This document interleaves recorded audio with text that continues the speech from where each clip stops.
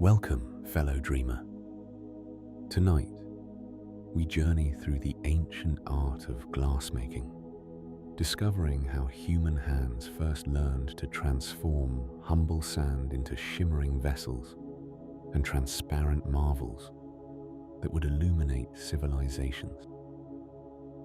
Accompanied by gentle music and flowing abstract imagery, this tale will guide you through forgotten workshops and remarkable discoveries, revealing the ingenuity of artisans across the ages. As you listen, let these quiet wonders satisfy your curiosity while drawing you softly toward rest. So take a deep breath, settle into your pillows, and allow your body to grow heavy and calm.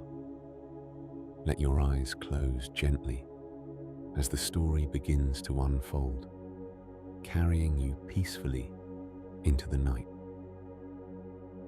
The desert sand stretches endlessly beneath the blazing sun, each grain a tiny crystal of silica, holding within it the potential for transformation.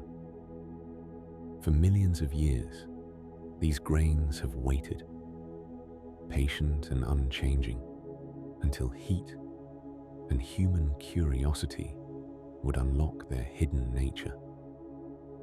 Long before any person thought to deliberately melt sand into glass, nature itself demonstrated this magical transformation in dramatic and beautiful ways.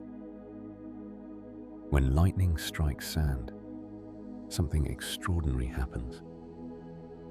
The bolt carries temperatures reaching 30,000 degrees, 5 times hotter than the surface of the sun. In that instant, the sand melts and fuses together, creating hollow, twisted tubes of natural glass that burrow into the earth like frozen roots. These formations, called fulgurites, can extend several feet below the surface, their interiors smooth and glassy, their exteriors rough with partially melted grains still clinging to the transformed core. Ancient peoples who discovered these mysterious tubes might have wondered at their origin, perhaps attributing them to the gods or to some supernatural force that turned earth into stone. Another form of natural glass captured the attention of early humans with even greater consistency. Obsidian, volcanic glass formed when lava cools so rapidly that crystals have no time to grow, became one of the most prized materials of the prehistoric world. Smooth, sharp, and workable, obsidian could be flaked into blades far sharper than any metal tool available to ancient peoples. Communities near volcanic regions treasured their access to obsidian, trading it across vast distances. A person holding obsidian held a substance that seemed to exist between states of matter, harder than stone, yet somehow also like frozen water, dark and reflective as a still pond at night. These natural glasses provided humanity's first encounters with a material that would eventually transform civilization. An early human, perhaps 50,000 years ago, might have picked up a piece of obsidian and marveled at its properties. When struck correctly, it fractured in predictable ways, creating edges that could slice through hide and meat with minimal effort. Its surface caught the light in ways that stone did not. There was something almost alive about it, something that suggested possibilities beyond the ordinary materials of daily life. The question of how humans first created glass intentionally remains wrapped in mystery, though scholars have developed careful theories based on archaeological evidence and experimentation. The most compelling scenario involves the cooking fires that were central to human life for hundreds of thousands of years. Imagine a beach encampment where early peoples had built their fires directly on sand.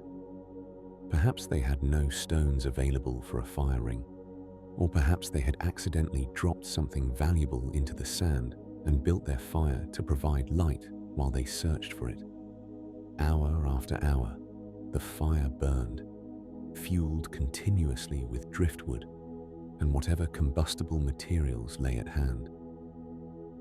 The temperature at the heart of such a fire, particularly if it benefited from wind creating a natural draft, could reach 1200 degrees or more.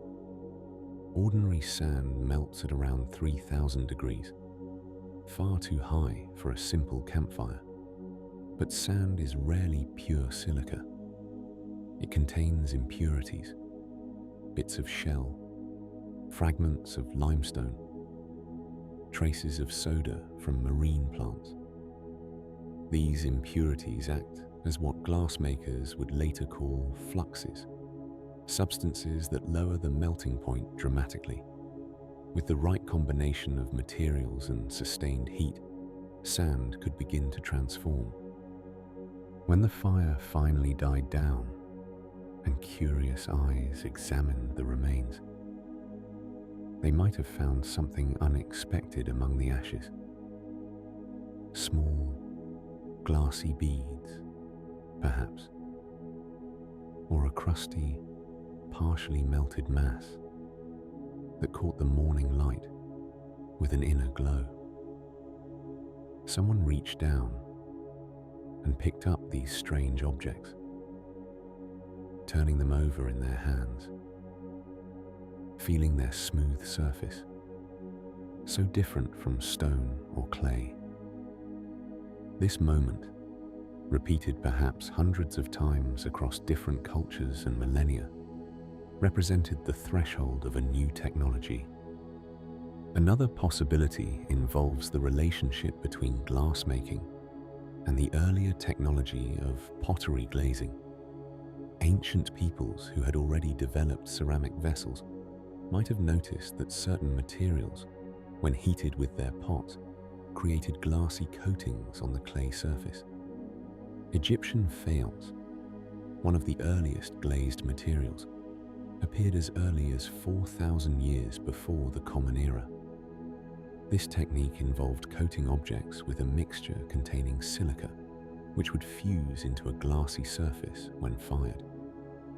The step from creating a glassy coating to creating glass itself would have required imagination, experimentation, and probably a fair amount of accident. We cannot know the name of the first person to deliberately make glass, or even the culture in which this breakthrough occurred. The evidence has been lost to time, buried beneath millennia of sand and sediment, scattered by wind and water, or simply deteriorated beyond recognition. What we do know is that by 3,500 years before the Common Era, people in Mesopotamia were producing glass objects with clear intentionality and growing skill. The earliest manufactured glass appeared not as vessels but as decorative elements, glazes on pottery and small beads. These first efforts were modest, yet they demonstrated that humans had learned to control the transformation of sand into something new. The knowledge was specialized, probably held by only a few individuals in each community, passed down through demonstration and practice rather than written instruction. Those early glassmakers worked without benefit of modern understanding, without thermometers to measure temperature or chemical formulas to guide their mixtures. They relied instead on observation, on the subtle changes in color and texture that indicated when their materials had reached the right consistency. They learned to recognize the glow of the furnace that meant success, the viscosity of the molten material that allowed it to be worked. Each small advancement required patience and countless failed attempts. The transformation they had learned to harness was profound. They had discovered how to take one of the most common materials on Earth and turn it into something rare and precious. They had found a way to create transparency, to trap light and color in solid form. They had opened a door to possibilities that would eventually include windows that protected from weather while allowing in light, lenses that would reveal distant stars and tiny microorganisms, vessels that could hold precious oils and medicines without contaminating them. Yet all of this remained in the future as those first pieces of manufactured glass emerged from ancient furnaces. The craftspeople who created them could not have imagined the full implications of their discovery, how the techniques they were developing through trial and error would eventually spread across continents and evolve into one of humanity's most versatile and essential technologies. They knew only that they had found something remarkable, something worth pursuing, something that justified the heat and effort and risk of their work. As the centuries passed, the knowledge of glassmaking would travel from workshop to workshop, carried by traders and conquering armies, by curious artisans and ambitious merchants. It would take root in new lands, adapt to new materials and purposes, and gradually reveal its vast potential. The journey from those first simple beads to the sophisticated glass objects of later civilizations would require the accumulated skill and imagination of countless craftspeople, each building on the discoveries of those who came before. And it would begin in earnest in the river valleys of Mesopotamia, where ancient civilizations were already transforming human society in profound and lasting ways. The great rivers of Mesopotamia flowed through a landscape that would witness one of humanity's most extraordinary transformations. Between the Tigris and Euphrates, where the soil was rich and civilization took root, people learned to shape the very essence of sand into something precious and new. Around 3,500 years before the Common Era, in this cradle of human innovation, glassmaking emerged not as a sudden discovery, but as a gradual awakening to possibility.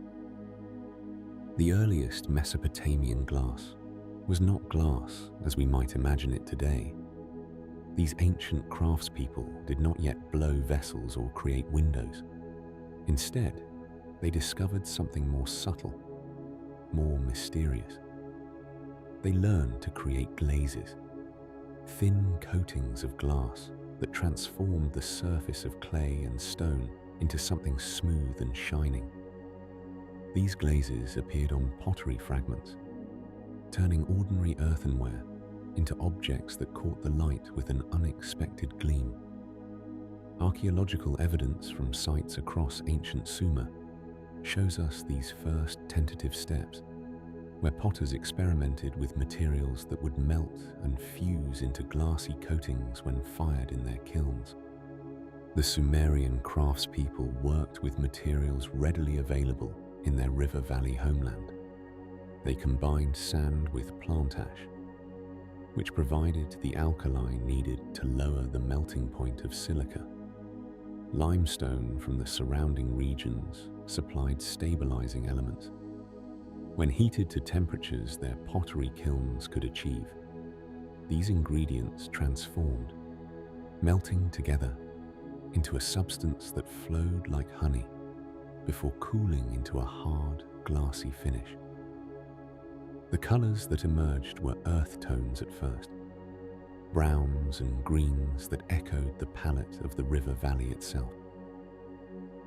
But it was in the creation of beads that Mesopotamian glassmakers truly began to explore the potential of this new material. These small glass beads, among the earliest manufactured glass objects ever discovered, required different techniques than glazing. The craftspeople needed to create glass as an independent material, not merely a coating. They built small furnaces where they could achieve the intense heat necessary to melt their glass mixture completely. Working quickly before the molten glass cooled and hardened, they would wind threads of hot glass around a metal rod or form small globules that could be pierced while still soft. These beads were not the transparent jewels we might envision.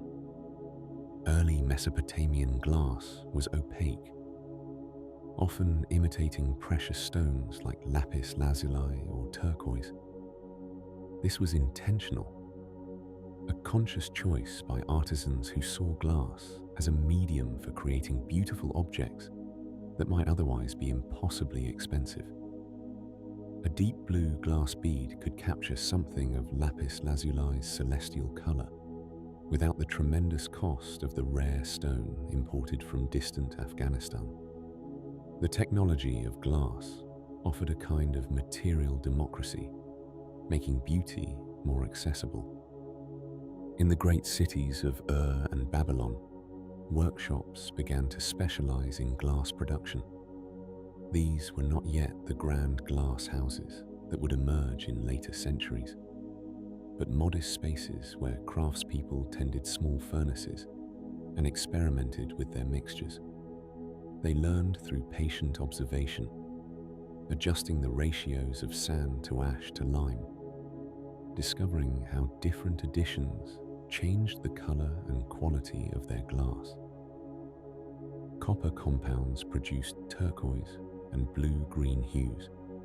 Cobalt, though rare and precious, created deep, rich blues. Each discovery was carefully noted and passed down, forming the foundation of knowledge that would sustain the craft. The techniques developed in Mesopotamia did not remain confined to the river valleys. As trade routes expanded and cities grew, knowledge of glassmaking traveled with merchants and migrating craftspeople.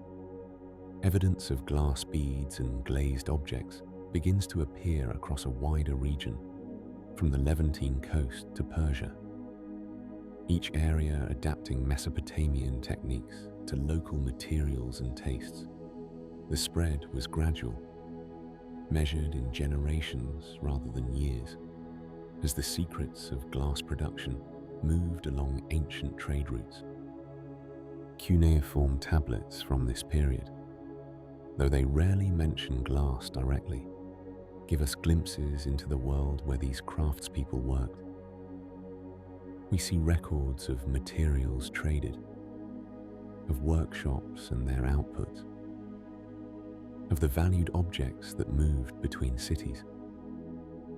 Glass beads and glazed objects appear in burial sites, suggesting they held significance beyond mere decoration.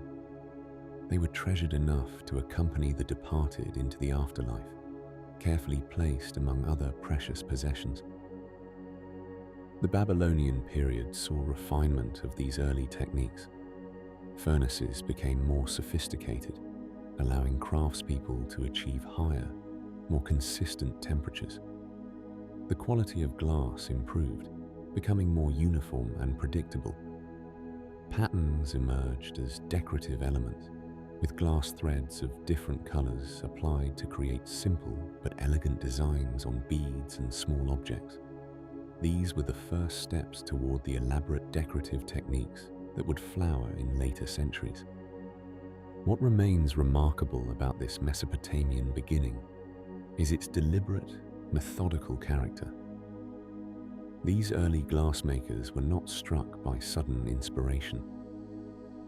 They built their knowledge slowly, experiment by careful experiment, learning to read the subtle signs that told them when their mixture was right, when the temperature was sufficient, when the moment had come to shape the molten material.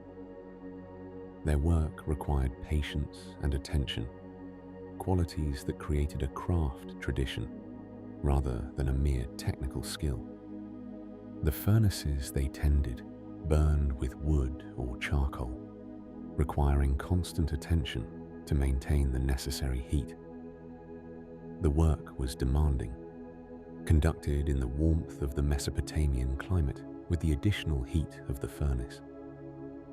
Yet the craftspeople persisted, driven by the beauty of what they could create, and perhaps by the growing demand for their colourful beads and glazed objects. Each piece they produced carried forward the accumulated knowledge of their predecessors, adding small innovations that would be passed to the next generation. As the centuries progressed, the technology spread and evolved, but Mesopotamia remained the remembered birthplace, the place where humans first learned to deliberately transform sand and ash into glass. The beads and glazes they created might seem modest compared to later achievements, but they represented something profound, the beginning of humanity's long relationship with this versatile, beautiful material. In those ancient workshops along the great rivers, craftspeople laid foundations that would support thousands of years of innovation, creativity, and discovery in the art of glassmaking. The great River Nile flows through a landscape of contrasts, where narrow bands of green fertility meet endless golden desert. It was here, along these ancient shores, that Egyptian glassmakers would elevate their craft to heights previously unknown, transforming what had been primarily a surface treatment and simple bead-making tradition into an art form of remarkable sophistication and beauty. Around 1500 years before the Common Era, something changed in the workshops of Egypt. While Mesopotamian craftspeople had already been working with glass for centuries, creating glazes and small decorative objects, Egyptian artisans began to develop techniques that allowed them to fashion larger, more complex glass vessels. These weren't merely functional containers, but objects of stunning visual appeal, crafted for the nobility and destined for the tombs of pharaohs. The timing of this flourishing was no accident.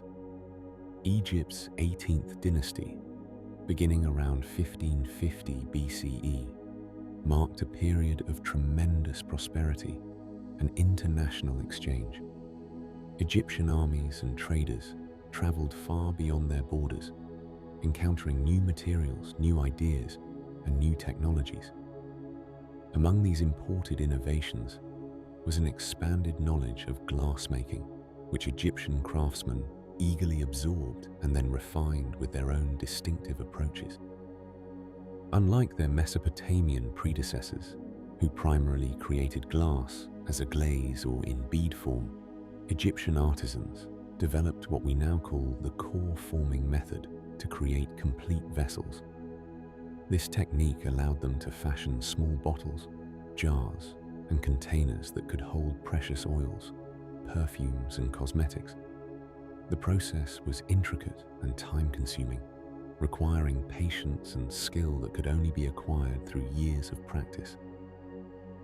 The Egyptian glassmaker would begin by carefully shaping a core from a mixture of clay and organic material, often animal dung, formed around a metal rod. This core was crafted to match the interior dimensions of the desired vessel. Once the core had dried and hardened sufficiently, the real artistry began.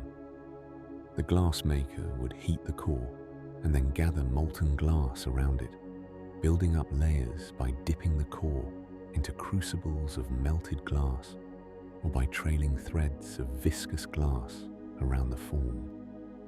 As the glass accumulated on the core, the artisan would roll it on a flat stone surface called a marva, smoothing the glass and ensuring an even coating. The vessel took shape gradually, layer upon layer, with the craftsperson maintaining careful control over the temperature to keep the glass workable but not so hot that it would lose its form. The the base of the vessel might be shaped separately, with the glassmaker using tools to create a foot or pointed bottom. What distinguished Egyptian glass vessels from earlier glass objects was their extraordinary decorative quality. While the glass was still hot and malleable, artisans would apply trails of contrasting colored glass in zigzag or feather patterns around the body of the vessel. Using a pointed tool, they would drag through these trails while the glass remained soft, creating patterns that resembled feathers, chevrons, or waves. These decorations weren't merely painted on the surface, but were fused into the glass itself, becoming an integral part of the vessel's structure. The colors available to Egyptian glassmakers created a palette that seems to glow even in artifacts that have survived more than 3 millennia. Deep cobalt blues, achieved by adding copper and calcium compounds to the glass mixture, were particularly prized. These blues echoed the precious lapis lazuli that Egyptians treasured and imported at great expense from distant Afghanistan. Yellow glass, created with lead and antimony compounds, provided bright contrast. White glass, opacified with tin or antimony, offered another decorative option. The Egyptians became masters at combining these colors, creating vessels where bands of turquoise, deep blue, yellow, and white intertwined in complex pattern. One particularly favored color was a rich turquoise, reminiscent of the glazed faience that Egyptians had been producing for generations. This connection to faience was significant, as many scholars believe that glass technology in Egypt evolved directly from the expertise craftsmen had developed in creating these glazed ceramics. The knowledge of how different mineral compounds behaved when heated, how to control kiln temperatures, and how to achieve specific colors, all transferred from one medium to another. After the decoration was complete and the glass had been worked into its final form, the vessel was placed in an annealing area where it would cool slowly, preventing the thermal shock that could cause cracking. Once cooled, the craftsperson faced the delicate task of removing the core material from inside. The metal rod was withdrawn, and the clay and organic core was painstakingly scraped and picked out from the interior. This removal process was crucial. Any core material left inside could retain moisture and eventually damage the glass. The finished vessels were small by modern standards, rarely exceeding a few inches in height. Their size reflected both the labor-intensive nature of their creation and their intended purpose as containers for precious substances. A small vial of perfumed oil or coal for darkening the eyes represented significant value, and the container itself was equally precious. These glass objects found their way into the tombs of Egyptian nobility, placed alongside the deceased as treasured possessions for the afterlife. The dry conditions of Egyptian tombs have preserved these vessels remarkably well, allowing us to marvel at colors that remain vibrant after thousands of years. When we examine these objects in museums today, we see them much as they appeared when they were first created, testament to both the stability of glass as a material and the skill of those ancient artisans. The workshops where Egyptian glassmakers practiced their craft were likely modest structures, perhaps attached to larger palace or temple complexes. The furnaces needed to reach temperatures around 1000 degrees Celsius to melt the glass mixture, requiring substantial amounts of fuel and careful management of the fire. Archaeological evidence suggests that Egyptian glassmakers used dome-shaped furnaces built from clay and bricks, with multiple openings for accessing different areas of heat. Egyptian glass production reached its zenith during the reigns of Amenhotep III and his son, Akhenaten, around 1350 BCE. Royal patronage supported extensive glass workshops, and the finest vessels were created for the pharaoh's use and as diplomatic gifts to foreign rulers. The correspondence known as the Amarna letters mentions glass objects sent between courts, indicating that Egyptian glass had achieved international recognition and desirability. After this golden age, Egyptian glass production experienced periods of decline and revival over the following centuries. Political upheavals, invasions, and changing economic conditions all affected the workshops. Yet the techniques developed during those peak centuries would not be lost. Instead, they would spread throughout the Mediterranean world, carried by traveling craftsmen, traded objects that inspired imitation, and the gradual diffusion of technical knowledge that always accompanies valuable crafts. As Egyptian glassmakers perfected their core-forming methods, they established practices that would endure for more than 1,000 years, becoming the foundation upon which future generations would build ever more sophisticated techniques for transforming sand into objects of beauty and wonder. The Egyptian workshops had mastered the creation of glass objects that dazzled the eye with their brilliant colors and intricate patterns. Yet the question naturally arises: how exactly did these ancient artisans transform molten glass into hollow vessels without the benefit of the glass-blowing techniques that would come later?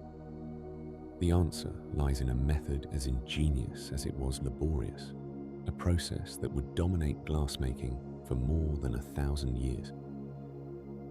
The core forming technique required patience, skill, and an intimate understanding of how glass behaved at different temperatures.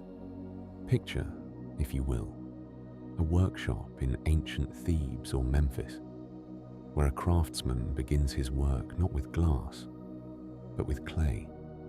This craftsman knows that before a vessel can exist in glass, it must first exist in another form entirely. The artisan shapes a core of clay mixed with organic materials like dung or straw, carefully molding it to match the interior dimensions of the vessel he envisions. This core must be slightly smaller than the intended final interior, accounting for the thickness of glass that will surround it. For a delicate perfume bottle, the core might be no larger than a finger. For a more substantial vessel, it could be the size of a fist or larger. The craftsman attaches this clay form to a metal rod, creating a handle by which he can manipulate his work through all the stages to come.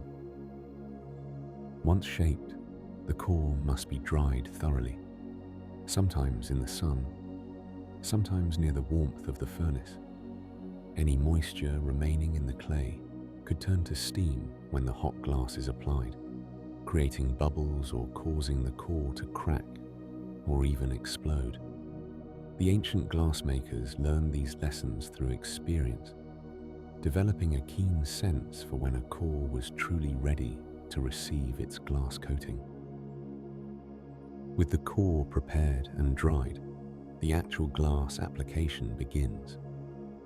The furnace glows with heat, keeping a crucible of molten glass at precisely the right consistency. The glass must be hot enough to flow and adhere, yet not so liquid that it simply drips away. The craftsman takes his rod with its clay core and begins the delicate process of gathering glass onto it. There were different methods for this crucial step. Sometimes the artisan would dip the core directly into the molten glass, rotating it slowly and steadily to achieve an even coating.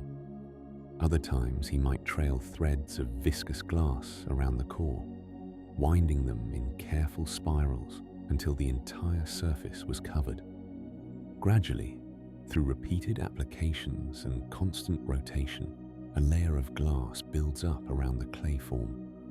The craftsman must work rhythmically, never stopping his rotation, for gravity constantly threatens to pull the molten glass downward, creating thick spots at the bottom and thin patches at the top. As the glass coating develops, the artisan shapes it using simple tools, flat paddles of wood or stone to smooth the surface, pointed implements to create indentations, and perhaps most importantly, a flat surface called a marva, on which he can roll the vessel to ensure evenness. The glass glows with warmth, its color depending on the minerals mixed into its composition. Each rotation must be smooth and measured, each application of tool or hand carefully controlled. Once the basic form is complete, the decorative work begins. Ancient core-formed vessels often featured zigzag patterns, wavy lines, or feathered designs in contrasting colors. To create these decorations, the glassmaker would trail thin threads of differently colored glass around the vessel while it was still hot and pliable. These trails might be left as simple bands, or they could be manipulated to create more complex patterns. The feathered or combed effect, so characteristic of ancient core-formed vessels, was achieved through an elegantly simple technique. After applying contrasting color trails around the vessel, the craftsman would drag a pointed tool through them, pulling the glass in alternating directions to create chevron or wave patterns. The tool might be a metal hook, a sharpened stick, or even a thick wire. With steady hands and practiced movements, the artisan could transform simple horizontal bands of color into intricate decorative schemes that seemed to ripple around the vessel's surface. Handles and other additions were attached while the glass remained workable. A craftsman might pinch out small lugs on either side of a vessel, or apply separately made glass handles, pressing them firmly into place and smoothing the joints. Feet or bases required similar attention, ensuring that the finished vessel would stand stable and secure. The shaped and decorated vessel then faced another crucial stage: controlled cooling. Glass that cools too quickly develops internal stresses that can cause it to crack or shatter. The ancient glassmakers developed methods for annealing their work, perhaps burying the hot vessels in sand or ash, or placing them in a cooler part of the furnace where the temperature would drop gradually over hours or even days. This slow cooling allowed the glass molecules to settle into a stable arrangement, creating a stronger final product. Only after the glass had fully cooled could the core be removed. This stage gave the technique its name and required its own particular skills. The craftsman would first remove the metal rod, then begin the patient work of extracting the clay and organic materials from inside the glass shell. Sometimes the core could be picked out in pieces. Other times it might be soaked in water, causing the clay to soften and the organic materials to decompose, making removal easier.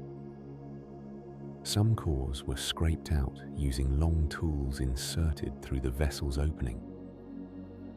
The finished vessel, freed from its core, revealed the glassmaker's skill in every curve and pattern. Its walls might be thin enough to transmit light, showing off the vibrant colors and decorative schemes. The interior surface, though not as smooth as the exterior, bore the subtle texture of the clay core that had shaped it. This core-forming process, for all its complexity, allowed ancient craftsmen to create vessels of remarkable beauty and consistency.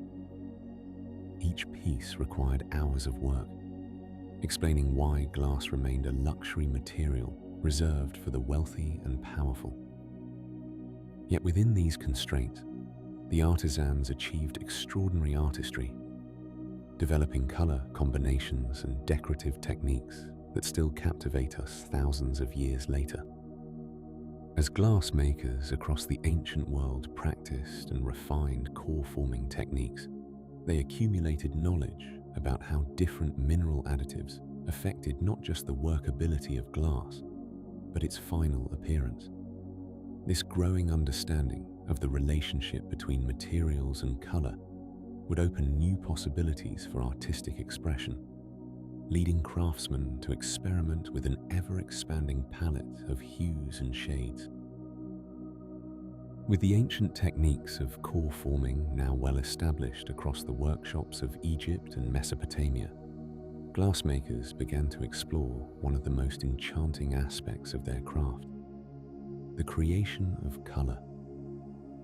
In those distant times, glass was rarely clear or transparent.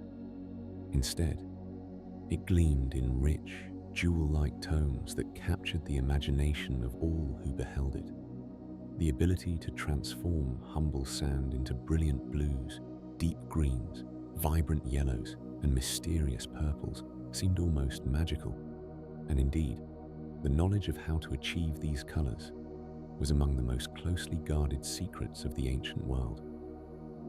The glass makers of antiquity did not understand the chemistry behind their craft in the way we do today. They had no knowledge of atoms or molecules, no periodic table to guide their experiments. Yet through careful observation, patient trial and error, and meticulous record-keeping, these early artisans discovered which materials, when added to their molten glass, would produce specific colors. Each workshop developed its own collection of recipes, passed down through generations and refined over centuries of practice. The most prized color in the ancient world was a deep, luminous blue, reminiscent of the lapis lazuli stone that had been treasured since the dawn of civilization. To achieve this stunning shade, glassmakers added cobalt to their glass mixture. Cobalt, typically derived from cobalt-containing minerals found in certain regions, had the remarkable property of creating an intense blue color, even when added in relatively small quantities. The ancient Egyptians became particularly skilled at producing cobalt blue glass, using it to create beads, vessels, and decorative inlays that adorned everything from furniture to royal headdresses. The depth and intensity of the blue could be controlled by adjusting the amount of cobalt added to the mixture. A small quantity produced a lighter, sky blue shade, while larger amounts created the deep blue that resembled the night sky. These blues were so valued that objects made from blue glass were often considered as precious as those made from gold or silver, and they were frequently included among the grave goods of nobles and rulers, meant to accompany them into the afterlife. Copper, that versatile metal that humans had already learned to work for tools and ornaments, also proved to be a powerful colorant in glass. But copper possessed a fascinating characteristic. Depending on the conditions in the furnace and the composition of the glass itself, it could produce entirely different colors. When heated in an oxygen-rich environment, copper created beautiful shades of blue-green, ranging from turquoise to the deeper green of tropical waters. This color reminded viewers of the precious mineral turquoise and of the life-giving waters of rivers and oases. Under different conditions, particularly when the furnace atmosphere contained less oxygen, copper could produce warm red tones. These copper reds were more challenging to achieve consistently, requiring careful control of the furnace conditions and the glass composition. The difficulty in producing these colors made them all the more valuable, and a glassmaker who could reliably create red glass was held in particularly high esteem. For green glass, glassmakers often turned to iron, one of the most abundant metals in the Earth's crust. Iron occurred naturally as an impurity in many of the raw materials used in glassmaking, particularly in certain sands. In fact, one of the challenges faced by glassmakers who wished to create colorless glass was removing or counteracting the greenish tint that iron naturally imparted. But when green was desired, iron could be deliberately added to enhance this natural color, producing shades ranging from pale olive to deep forest green. The creation of purple glass presented its own unique challenges and rewards. Manganese, when added to the glass mixture, could produce shades ranging from pale lavender to deep purple depending on the concentration used. Interestingly, manganese served a dual purpose in the glassmaker's workshop. In small quantities, it could actually neutralize the greenish tint caused by iron impurities, helping to create clearer glass. In larger amounts, it created the purple colors that were highly prized, particularly because purple dye for textiles was extremely expensive, derived as it was from rare sea snails in a laborious process. Yellow glass could be achieved through the addition of antimony and lead compounds, creating shades that ranged from pale honey to deep amber. The exact recipes for yellow glass varied across different regions and time periods, and glassmakers experimented with various combinations of materials to achieve the particular shade they desired. Perhaps the most precious colored glass of all was that which gleamed with a deep ruby red, achieved through the addition of gold to the glass mixture. The idea of adding gold, itself one of the most valuable materials in the ancient world, to create colored glass might seem extravagant, but the resulting color was so extraordinary that it was reserved for the most elite objects. The process of creating gold ruby glass was particularly exacting, requiring precise control of a temperature and timing. The gold had to be added in just the right form and in carefully measured quantities, and the glass had to be heated and cooled in a specific manner to develop the rich red color.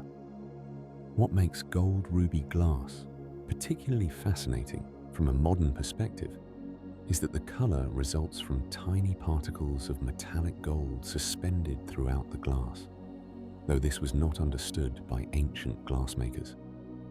They simply knew that following certain procedures with gold would, when successful, produce this magnificent red that seemed to glow from within.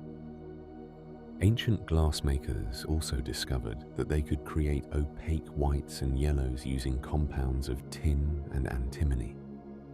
These opaque colors could be used to create striking contrasts with transparent colored glass, and they were often employed in creating the decorative patterns that adorned glass vessels. The process of adding colorants to glass required precise timing and careful attention.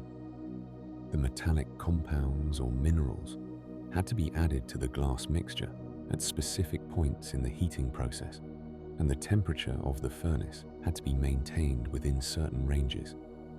Too much heat might cause some colors to burn away or change, while insufficient heat might prevent the color from fully developing. The glassmaker had to learn to read the appearance of the molten glass judging by its viscosity, its glow, and subtle signs that only experience could teach how to interpret.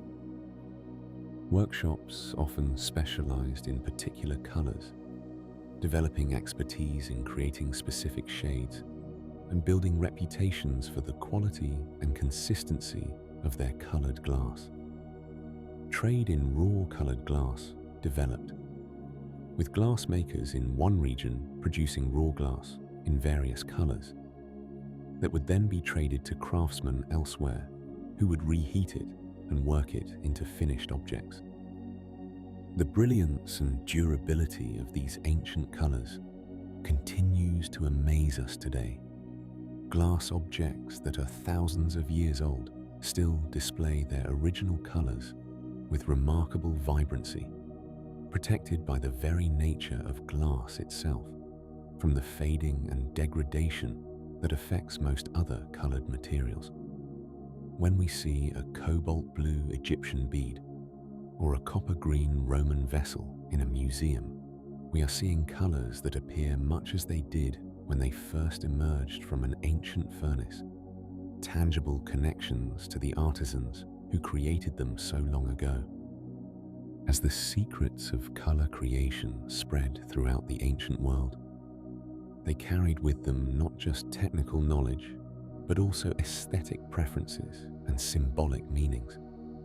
These colored glasses would soon travel along the trade routes established by seafaring peoples, finding new homes and inspiring new innovations in workshops far from where they were created.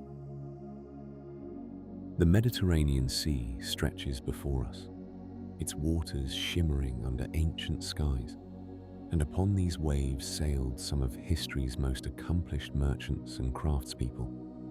The Phoenicians, whose very name would become synonymous with purple dye and maritime excellence, were about to carry the secrets of glassmaking to shores far beyond their homeland.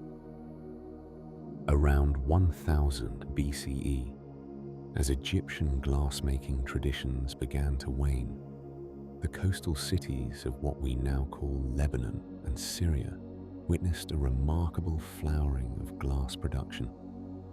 Sidon, Tyre, and other Phoenician settlements became centers of innovation, where craftspeople refined techniques inherited from their neighbors while developing entirely new approaches to this demanding art. The Phoenicians possessed something their predecessors lacked: a vast trading network that stretched from the Atlantic coasts of Spain and North Africa to the distant shores of the Black Sea. In the workshops of Sidon, glass furnaces glowed day and night, their heat carefully tended by craftspeople who understood the delicate balance between temperature and timing.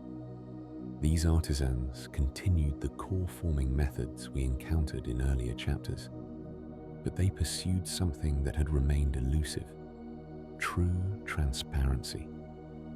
While colored glass had reached spectacular heights of beauty and sophistication, clear glass remained cloudy and imperfect, filled with bubbles and streaks that obscured vision through its depths. The Phoenicians approached this challenge with the methodical patience of people who spent months at sea, reading winds and currents. They experimented endlessly with their raw materials, discovering that the purity of sand made an enormous difference.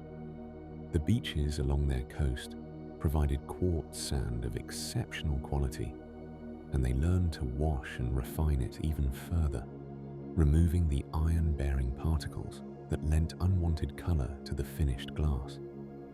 They adjusted the proportions of their flux, the material that lowered the melting point of sand, discovering that certain combinations produced clearer results than others. The process of refining glass became almost meditative in its repetition.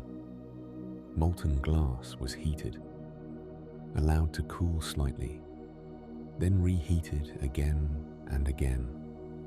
Each heating allowed bubbles to rise and escape, allowed impurities to separate and float away.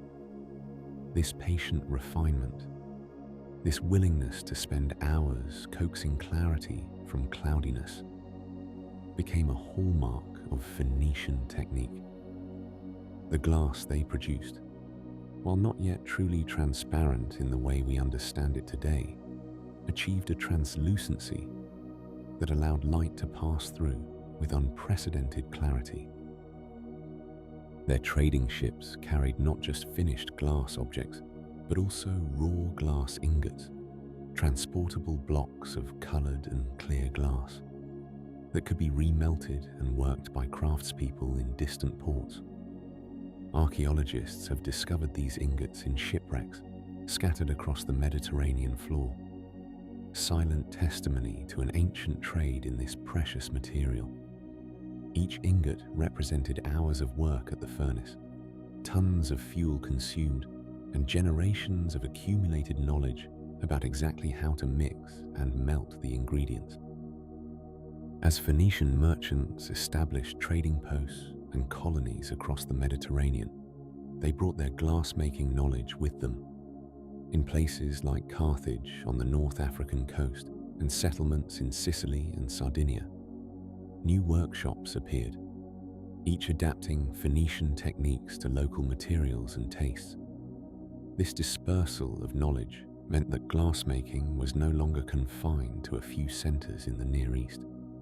The craft was spreading, evolving, finding new expressions in new lands.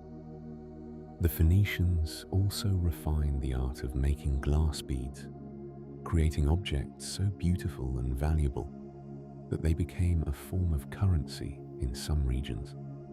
These beads, no larger than a fingertip, required extraordinary skill to produce.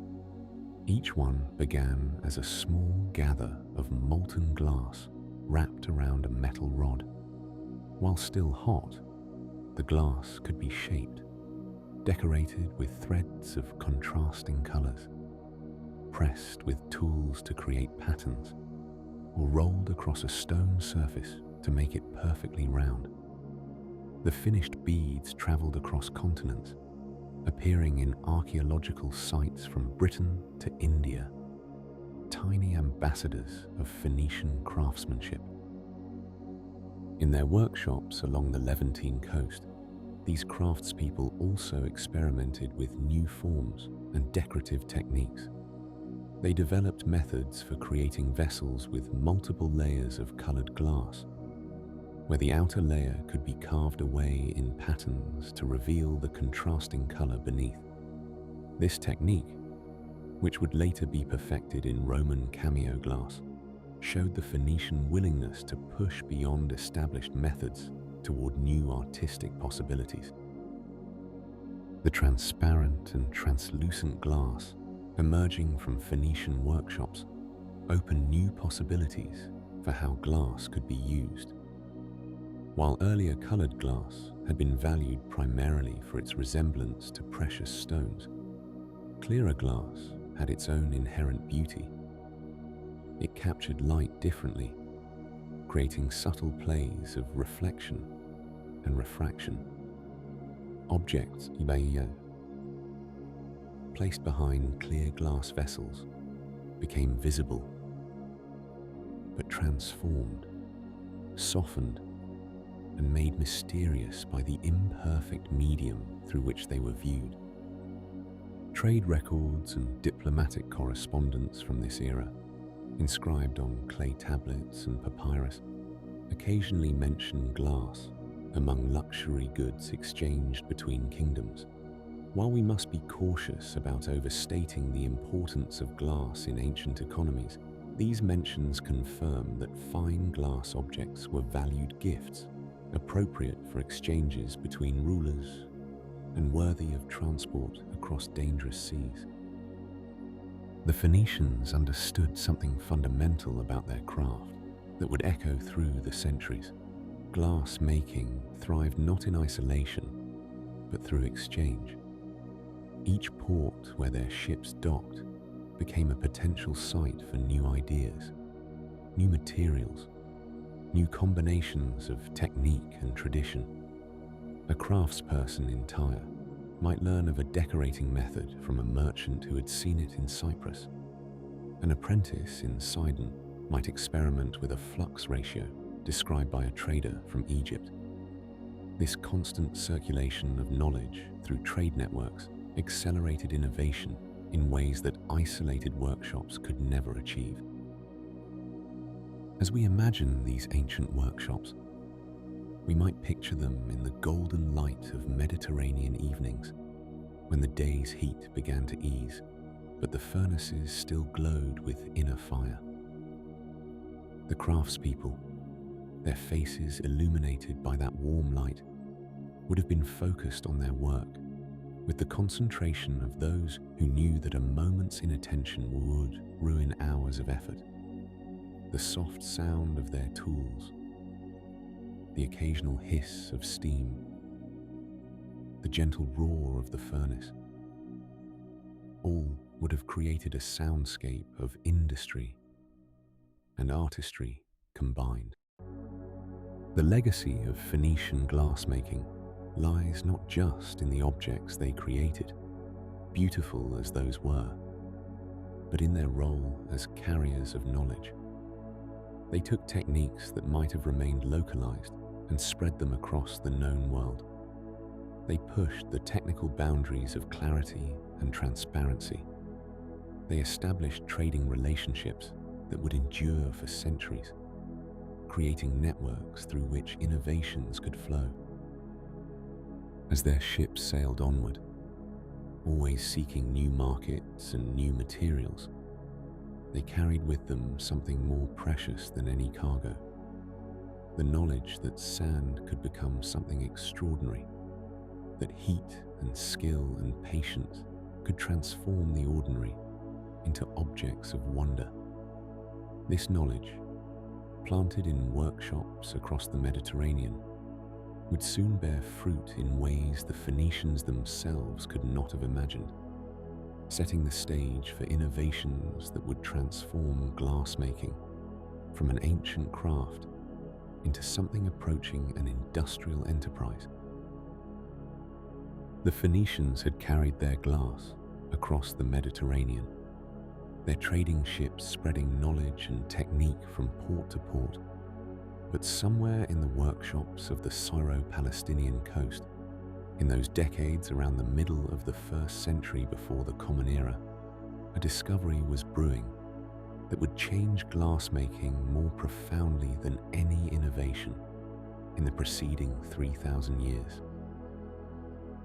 Picture a workshop on a warm evening, the furnaces glowing orange in the dimming light. An artisan, whose name has been lost to time, worked with molten glass as countless others had done before. Perhaps they were gathering glass on the end of a metal rod, preparing to wind it around a clay core in the traditional manner. But this rod was hollow, and in a moment of experimentation or happy accident, the craftsperson exhaled through it. The molten glass in the end of the tube responded like a living thing. It swelled. It expanded. A bubble formed, growing larger with each gentle breath, transforming the solid gather of glass into a shimmering, hollow sphere. The blowpipe had been invented. The simplicity of the tool belied its revolutionary nature. A hollow iron tube, typically 4 to 5 feet in length, with a mouthpiece at one end. That was all. Yet this unpretentious instrument would prove more transformative than the most elaborate furnace or the most carefully guarded formula for glass composition. With breath alone, an artisan could now inflate molten glass into forms that had previously taken hours of painstaking work to achieve. The technique required a delicate understanding of the material itself. Glass, when heated to the right temperature, enters a remarkable state that glassmakers call the working range.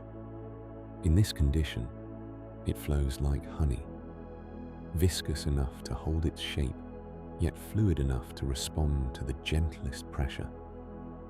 Too hot, and the glass would run like water, impossible to control. Too cool, and it would stiffen, resisting the artisan's breath.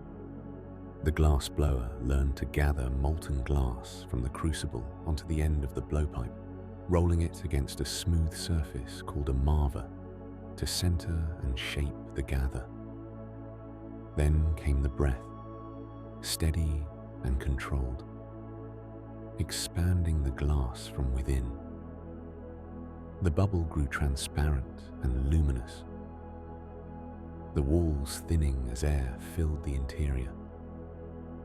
By rotating the pipe continuously, gravity worked with the artisan to maintain an even thickness in the glass walls.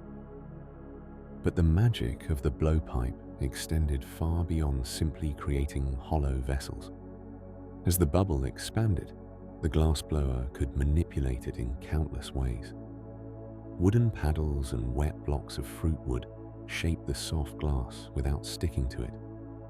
Metal shears could cut and trim. A second gather of glass could be added and blown again, creating vessels with handles, spouts, or decorative elements. The rotating pipe became like a potter's wheel, but one that worked in 3 dimensions, allowing forms that curved and swelled in ways that rigid molds and clay cores could never achieve. Speed transformed the economics of glassmaking overnight.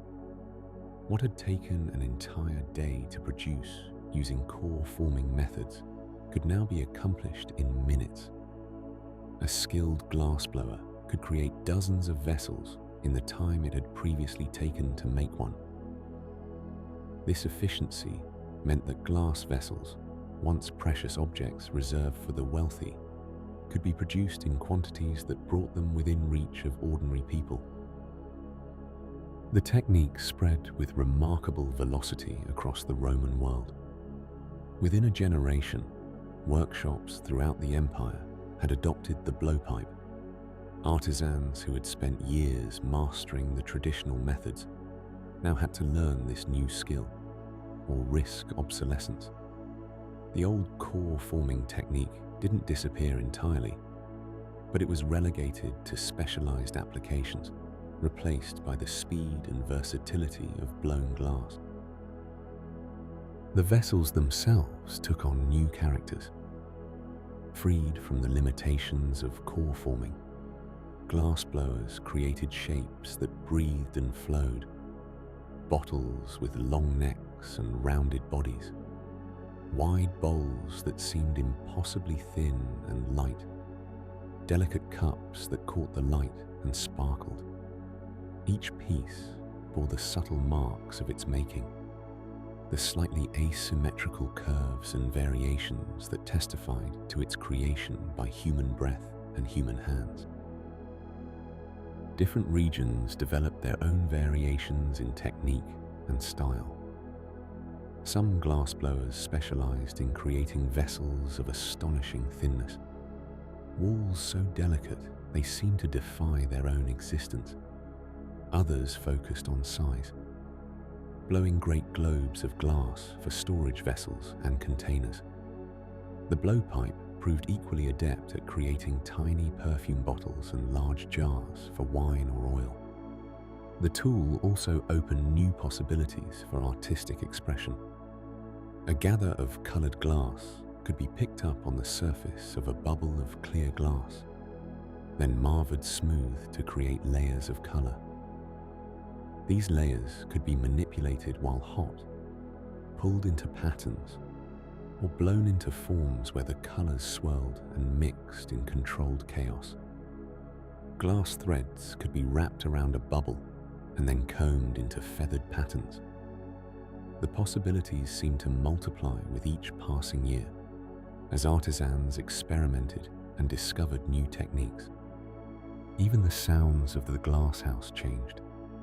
The quiet intensity of core forming gave way to a new rhythm of work, the scrape of the marver as the gather was shaped and centered, the gentle hiss of wet wood against hot glass, the slight clink as a finished vessel was broken free from the blowpipe by a sharp tap, the constant dance of gathering, blowing, shaping and reheating created a choreography that could be heard throughout the workshop. Training took on new dimensions as well. An apprentice glassblower had to develop not just skilled hands but also controlled breath and exceptional timing. The window of workability for the hot glass was measured in seconds, too long spent on one operation, and the glass would cool past the point where it could be shaped. The pipe had to be kept rotating constantly, or gravity would pull the soft glass out of round. It was a craft that demanded total attention and years of practice to master. As the technique matured, glassblowers discovered that they could work as teams. One artisan might gather and begin the initial blowing, while assistants prepared tools and kept the glass at the proper temperature with repeated trips to the furnace opening. A master blower could focus on the most delicate operations while less experienced workers handled the preparatory steps. This division of labor further increased productivity and allowed for the creation of more complex pieces. The blowpipe had arrived at precisely the right moment in history. The expanding Roman Empire was creating unprecedented demand for glass vessels, and the new technique could meet that demand. In the coming centuries, glass would transform from a luxury material into an everyday presence in homes across the ancient world, and it would be the simple hollow tube and the breath of skilled artisans that made that transformation possible. The blowpipe had arrived like a quiet revolution, spreading through the workshops of the Mediterranean world with remarkable speed. Within a single generation, this innovation had traveled from its birthplace in the eastern shores to every corner of the Roman world. But it was the Romans themselves who would transform glassmaking from a specialized craft into something far more ambitious, an industry capable of serving millions. The transformation began gradually, as Roman merchants and administrators recognized the potential of this new technology. Here was a material that could hold wine, store oils, serve food, and display light. Here was something that could be produced faster than pottery, shaped more delicately than metal, and made transparent in ways that no other material could match. The Romans, with their practical genius for organization and their vast network of roads and shipping routes, saw opportunity written in every bubble of blown glass. Across the empire, from Syria to Spain, from Egypt to Gaul, glass workshops began to multiply. These were not the small, intimate spaces where a master and a few apprentices had labored in earlier times. Roman glass production facilities grew into substantial operations, with multiple furnaces burning day and night, teams of workers performing specialized tasks, and output measured not in dozens of pieces, but in thousands. The heart of these workshops was the furnace itself, and here Roman engineers applied their considerable skills. They designed furnaces with multiple chambers, each serving a distinct purpose. The lowest chamber, fed constantly with wood or charcoal, generated intense heat. Above it, crucibles filled with raw materials melted slowly into molten glass. A third chamber kept finished pieces warm, allowing them to cool gradually over hours or even days. preventing the stress cracks that would ruin a vessel cooled too quickly. Some workshops built their furnaces large enough to accommodate 8 or 10 crucibles simultaneously, each holding enough molten glass to produce dozens of vessels. The glass itself flowed from a formula that Roman craftsmen had refined through generations of experimentation. Sand from beaches and riverbeds provided silica, the essential ingredient. Natron, a naturally occurring salt gathered from dried lake beds in Egypt, lowered the melting point of the sand to temperatures that Roman furnaces could achieve. Lime, from crushed shells or limestone, strengthened the finished glass and made it more durable. The proportions mattered immensely, and successful workshops guarded their exact recipes carefully, knowing that small variations could mean the difference between clear, stable glass and cloudy, fragile failures. Within these bustling production centers, labor became increasingly specialized. Some workers did nothing but tend the furnaces, learning to read the color of the flames and adjust the fuel to maintain perfect temperatures. Others prepared the raw materials, grinding and mixing the ingredients with water to form a paste that would melt more evenly than dry powder. The most skilled workers were the glass blowers themselves, who worked in teams around the furnace openings. A typical Roman glass blower would gather molten glass on the end of his iron blowpipe with a smooth, confident rotation, pulling it from the crucible like honey from a jar. The glowing gather of glass, orange hot and viscous, required constant movement to prevent it from dripping onto the workshop floor. With steady breaths through the pipe, the craftsman would begin to inflate a bubble, all while rotating the pipe to keep the glass centered. Gravity was both ally and adversary, constantly pulling the molten material downward, even as the blower shaped it upward.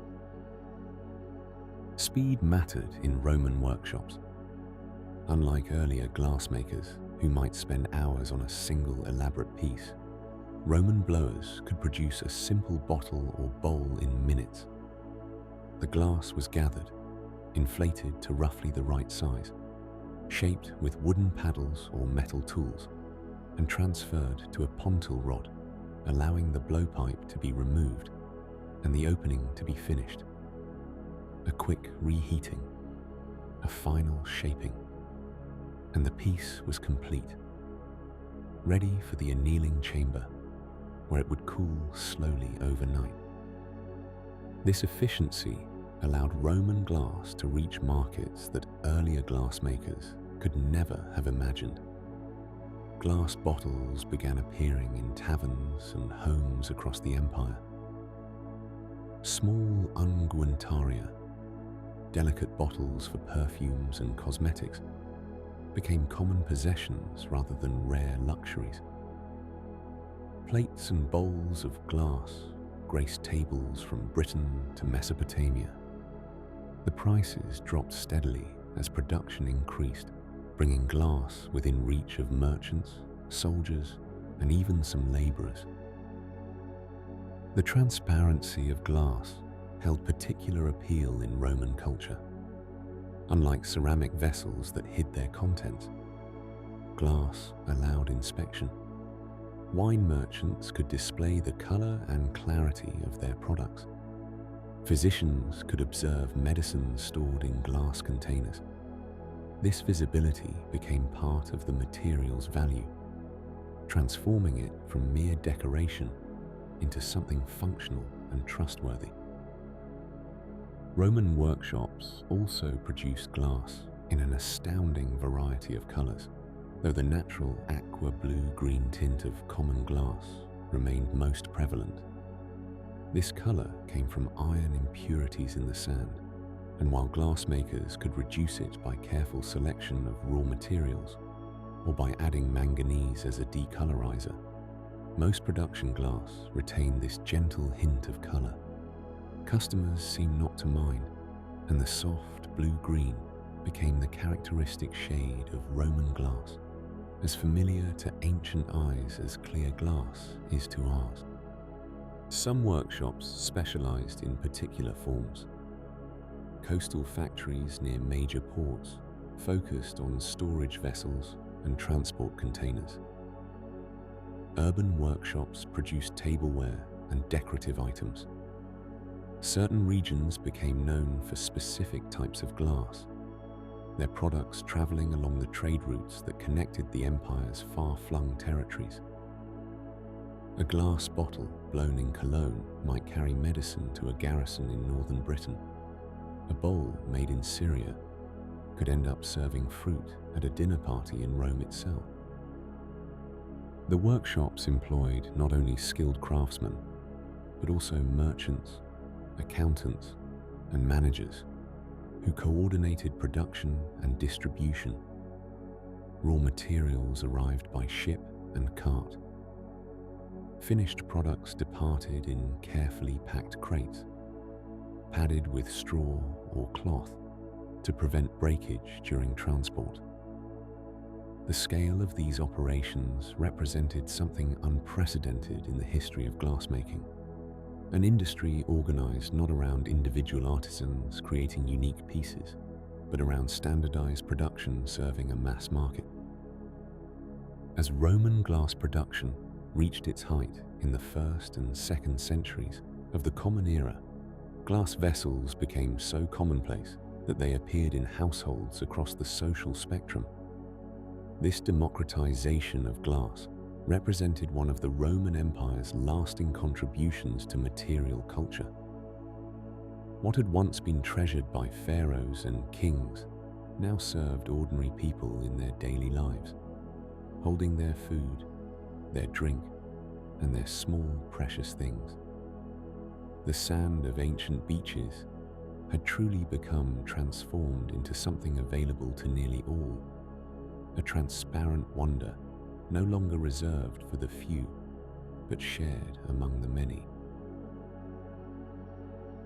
The transformation of glass from vessels and decorative objects into architectural elements represented one of the most significant advances in Roman innovation.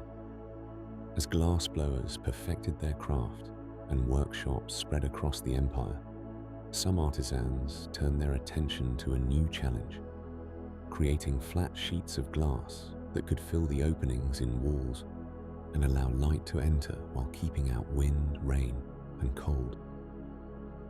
Before glass windows existed, buildings relied on wooden shutters, oiled cloth, thin sheets of stone, or animal membranes to cover openings. Each solution had its limitations. Shutters blocked light along with weather. Cloth and membranes deteriorated quickly and provided little protection. Thin stone like alabaster could transmit some light, but remained expensive and fragile. The ideal solution would be a transparent barrier, and glass offered that possibility. The earliest Roman window glass appeared in the 1st century of the Common Era, not long after the blowpipe had revolutionized vessel production. These first windows bore little resemblance to the clear panes we know today. They were thick, often greenish or bluish in tint, filled with bubbles and imperfections, and rarely larger than a human hand. Yet even these cloudy, uneven sheets represented a remarkable achievement. Roman glassmakers developed the casting method as their first approach to creating flat glass. The process began with preparing a smooth, flat surface, often made of stone or wood, covered with sand or clay. The craftsman would heat glass in the furnace until it reached a molten, honey-like consistency. then carefully pour it onto the prepared surface. Using tools and paddles, he would spread and smooth the glass, coaxing it into an even layer before it cooled and hardened. The challenge lay in achieving uniform thickness across the entire sheet. Glass naturally wanted to pool thicker in some areas and thinner in others as it spread.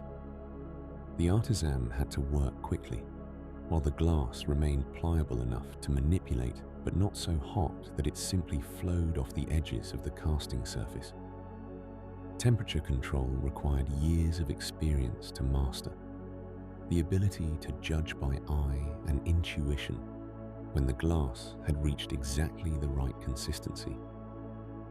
Once cast and cooled, the glass sheet had to be separated from its casting surface and any rough edges trimmed away. The resulting panes were uneven, with variations in thickness that created distortions when looking through them. The glass itself carried the characteristic greenish or bluish tint that came from iron impurities in the sand. The same minerals that glassmakers had learned to minimize in vessel production, but could not entirely eliminate with the technology available. As workshops refined the casting technique, another method emerged that would eventually become more common for window production. This approach involved taking a blown cylinder of glass and transforming it into a flat sheet. The glassblower would create a large, elongated bubble using techniques similar to vessel making, but instead of closing the ends and shaping it into a bottle or bowl, he would remove both ends while the glass remained hot. With both ends opened, the cylinder could be cut lengthwise while still warm and pliable.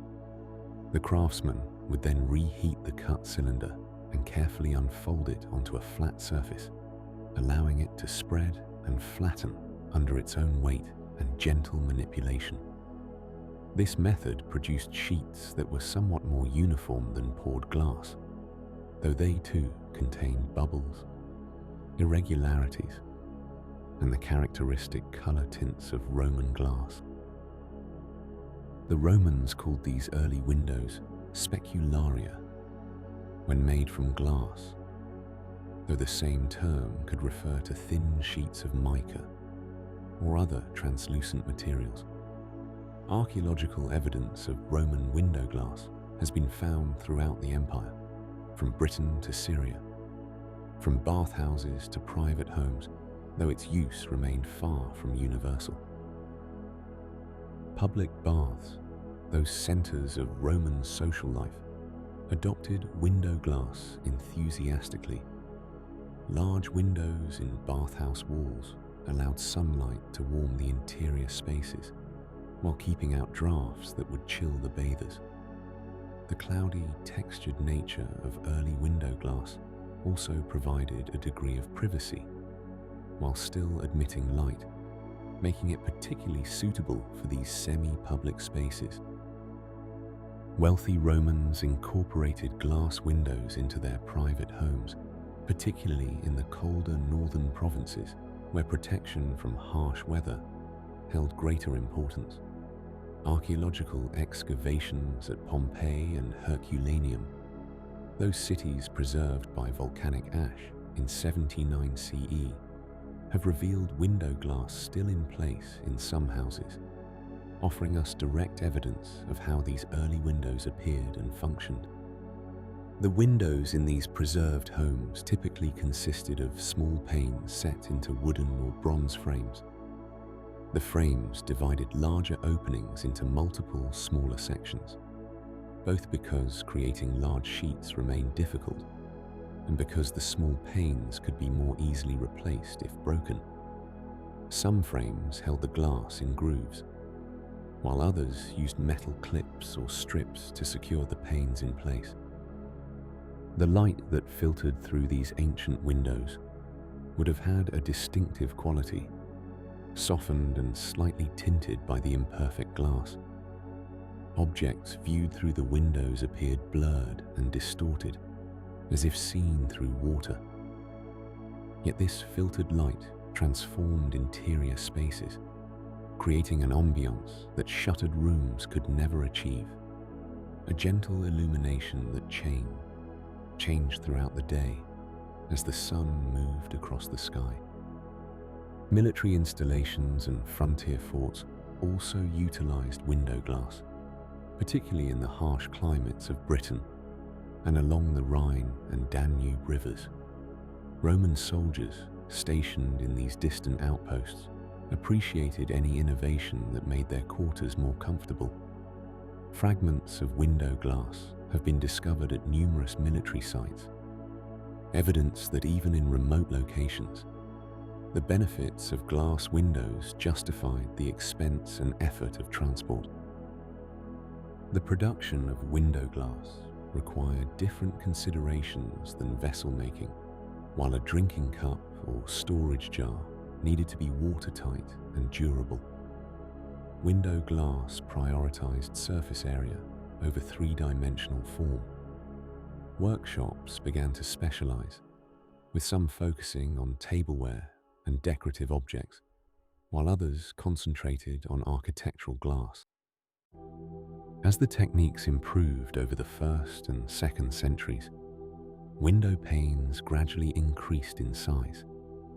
Craftsmen learned to cast larger sheets and to create longer cylinders that yielded bigger, flattened panels. The quality improved as well, with fewer bubbles and more even thickness. Though truly clear, colorless window glass remained beyond reach. The greenish or bluish tint persisted, and most panes still contained waves and ripples that created visual distortions. The impact of glass windows on Roman architecture and daily life extended beyond mere practicality. These transparent barriers changed how people thought about the relationship between interior and exterior spaces, between shelter and connection to the outside world. A room with glass windows existed in a middle state, protected yet not entirely separated from the environment beyond its walls. As Roman glassmakers continued to refine their methods for creating flat glass, they laid the groundwork for techniques that would persist, with various modifications, for many centuries to come. The fundamental principle of casting molten glass onto flat surfaces or transforming blown cylinders into sheets would guide window makers through the medieval period and beyond, each generation building upon the innovations that began in Roman workshops 2,000 years ago.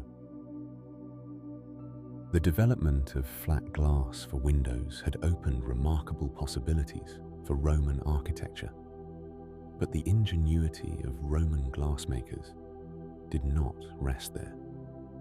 As these skilled artisans worked with their blowpipes day after day, they began to experiment with ways to combine the speed and efficiency of glass blowing with the precision of predetermined shapes. What emerged from these experiments would become one of the most significant innovations in the history of glassmaking: the technique of mold blowing. Imagine a workshop somewhere in the Roman Empire during the 1st century of the Common Era. A glassmaker has been producing vessels all morning using the free-blowing technique, shaping each piece by hand with tools and gravity. But this craftsman has been thinking about a problem that faces all producers of glass: how to create many identical pieces quickly, and how to reproduce complex decorative patterns without the lengthy process of applying them individually to each vessel. The solution, when it came, was elegant in its simplicity. Instead of blowing glass freely into the air, why not blow it into a carved mold? The exact inventor of this technique remains unknown to us, lost to the passage of time like so many ancient innovators. What we do know from archaeological evidence is that mold-blown glass began appearing in the Roman world during the early 1st century, emerging from the same eastern Mediterranean regions that had given birth to glassblowing itself. The technique spread rapidly throughout the empire, transforming glass production in ways that would echo through the centuries. The process of mold blowing required careful preparation and considerable skill. First, the mold itself had to be created, typically carved from wood, clay, or later from metal. These molds were often made in 2 or more pieces that could be fitted together and then separated to release the finished glass vessel. The mold maker's art was crucial to the success of the technique. Every detail carved into the interior surface of the mold would be transferred to the glass, appearing in relief on the finished vessel. Some molds were relatively simple, designed merely to create standardized shapes, jars of uniform size for storing oils or medicines, bottles that could be produced by the dozen with identical dimensions. But other molds were works of art in themselves, featuring elaborate patterns, inscriptions, or even pictorial scenes. The inner surfaces of these decorative molds were carved with extraordinary precision, knowing that the molten glass would capture every detail, every line, every curve. The glassmaker, working with a mold, followed a carefully choreographed sequence of movements. First, a gather of molten glass was collected on the end of the blowpipe, just as in free blowing. The craftsman might roll this gather on a marver to create a preliminary shape, ensuring the glass was properly centered and at the right temperature, hot enough to remain malleable, but not so hot that it would lose all viscosity and flow too freely. Then came the crucial moment. The mold pieces were closed around the gather of glass, and the glassmaker began to blow. The air pressure from the craftsman's lungs expanded the glass bubble outward, pressing it against the interior walls of the mold. Here, the skill of the glassmaker became paramount. Too little air, and the glass would not fully reach all parts of the mold, leaving the design incomplete. Too much force, and the glass might become too thin or even break. The temperature had to be judged precisely. If the glass was too cool, it would not take the impression properly. If too hot, it might stick to the mold. As the glass expanded within the mold, it captured every detail of the carved surface. Letters appeared in reverse, ready to be read correctly once the vessel was removed. Decorative patterns of vines, garlands, or geometric designs transferred themselves to the glass surface. Sometimes glassmakers created molds that produced vessels adorned with the names of the makers themselves. Early examples of what we might recognize as branding. Jars and bottles bearing inscriptions telling buyers to use Philon's wine, or announcing the quality of their contents, have been discovered across the former Roman territories. The beauty of mold blowing lay not just in its capacity for decoration, but in its potential for standardization. For the first time, glassmakers could produce numerous identical vessels, bottles that would hold exactly the same volume, jars that would stack and store efficiently, containers that could be sealed with standardized stoppers. This was glass production moving toward true industrial scale, yet still relying on the breadth and skill of individual craftsmen. After the glass had cooled slightly within the mold pieces were carefully separated and the vessel removed. Often, additional work remained to be done. The opening might need to be finished, handles attached, or a base added. Some mold-blown vessels were subsequently decorated with additional applied glass elements or trails of contrasting colors. The mold-blowing technique had not replaced the need for skilled handwork.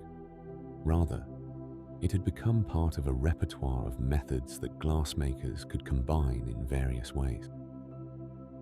Archaeological discoveries have revealed the astonishing variety of objects created through mold blowing. Delicate unguentaria for precious perfumes, or decorative patterns that would have been impossibly time-consuming to apply by hand. Square bottles, their corners crisp and precise, were produced in vast quantities for transporting liquids across the empire. Face flasks, where the mold created a human face on the vessel's surface, demonstrate the playful creativity that Roman glassmakers brought to their craft. Some of the most remarkable mold-blown pieces were gaming counters and tokens, small objects blown into molds that created intricate designs in miniature. Others included ceremonial vessels with religious or mythological scenes rendered in careful detail. The technique proved versatile enough to create everything from practical containers to objects of considerable artistic sophistication. The efficiency of mold blowing contributed to the continuing democratization of glass in the Roman world. Vessels that might once have required hours of skilled decoration could now be produced more quickly, bringing decorated glass within reach of more people. Yet the technique never entirely replaced free blowing or other methods. Instead, Roman glass workshops maintained a range of capabilities, choosing the appropriate technique for each commission or product line. As knowledge of mold blowing spread throughout the Roman Empire, regional workshops developed their own distinctive mold designs and preferences. Some areas favored certain patterns or shapes, while others specialized in particular types of inscribed vessels.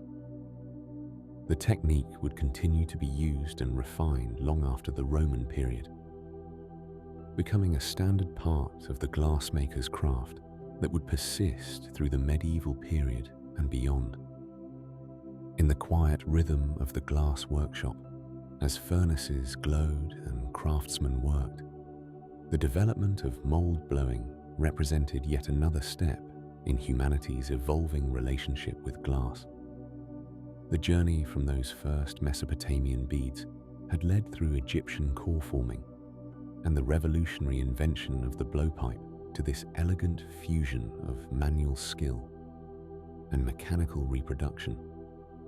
Each innovation built upon the last, expanding what was possible while preserving the essential knowledge that had accumulated over millennia. As the great western territories of the Roman Empire gradually transformed through the challenges of the 5th and 6th centuries, the eastern provinces centered on Constantinople flourished with renewed vigor and creativity.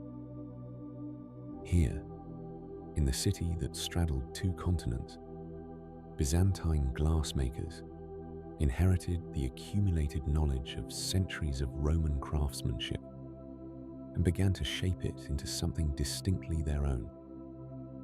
The glassmakers of Constantinople worked in a world where the spiritual and material intertwined in ways that would have seemed foreign to their predecessors. The rising influence of Christianity brought new demands and new inspirations to their workshops. No longer were they creating vessels primarily for wine or olive oil, though these everyday items certainly continued. Now they were called upon to produce objects that would capture divine light itself, transforming the interior spaces of churches into representations of heaven on earth. The Byzantine approach to glass began with continuation, but soon evolved into innovation. The workshops scattered throughout Constantinople and other major cities like Alexandria, Antioch, and later Thessaloniki, maintained the technical expertise of Roman glassmaking. The furnaces still burned hot. The blowpipes still sang their familiar tune as artisans gathered and shaped molten glass, and the molds still produced vessels in familiar forms. But gradually, new techniques emerged that would define Byzantine glass for the next 1,000 years. One of the most significant Byzantine contributions came in the realm of mosaic glass, though these were not mosaics in the sense we have previously encountered. Byzantine craftsmen developed methods for creating tesserae, the small glass pieces used to construct the magnificent mosaics that adorned church walls and domes. These tiny squares of glass, often no larger than a thumbnail, required remarkable consistency in color and thickness. The glassmakers learned to cast sheets of colored glass with unprecedented uniformity, then score and break them into thousands upon thousands of individual pieces. But the true innovation lay in the gold glass tesserae that became synonymous with Byzantine splendor. To create these luminous pieces, artisans developed a technique of sandwiching thin sheets of gold leaf between two layers of glass. The process demanded extraordinary precision and patience.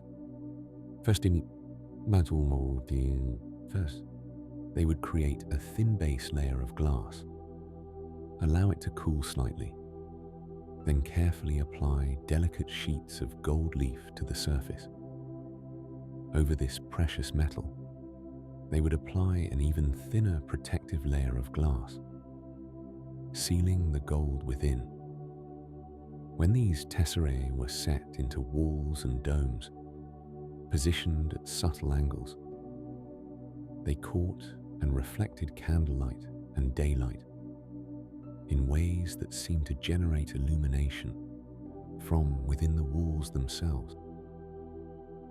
The workshops that produced these materials operated with a level of organization that would have impressed even the most structured Roman factories. Skilled workers specialized in particular aspects of production and focused exclusively on achieving specific colors, tending furnaces, and mixing ingredients with the precision of alchemists. Others specialized in the casting process, ensuring sheets of uniform thickness. Still others became experts in the delicate art of applying gold leaf, their steady hands able to position the fragile metal without tearing or wrinkling. Byzantine glassmakers also excelled in creating vessels for religious purposes. Small bottles designed to hold holy oil or water featured elaborate decoration and careful craftsmanship. These vessels often incorporated techniques that showed clear connections to earlier Roman work, yet they possessed a distinct aesthetic that reflected their sacred purpose. Many featured applied glass threads wound around their bodies in spiral patterns, or carefully tooled handles that demonstrated both functionality and artistry. The production of gilded glassware reached heights in Byzantine workshops that surpassed earlier attempts at such decoration. Unlike the gold glass medallions produced in Rome, which sandwiched gold leaf between glass layers, primarily for decorative roundels, Byzantine artisans applied gilding to the surfaces of functional vessels. They developed adhesives and techniques that allowed thin sheets of gold to be applied to curved glass surfaces, then protected with careful firing or additional layers of clear glass. The resulting objects glowed with a richness that symbolized both material wealth and spiritual significance. Color remained central to Byzantine glass production, but the palette shifted to reflect new aesthetic preferences.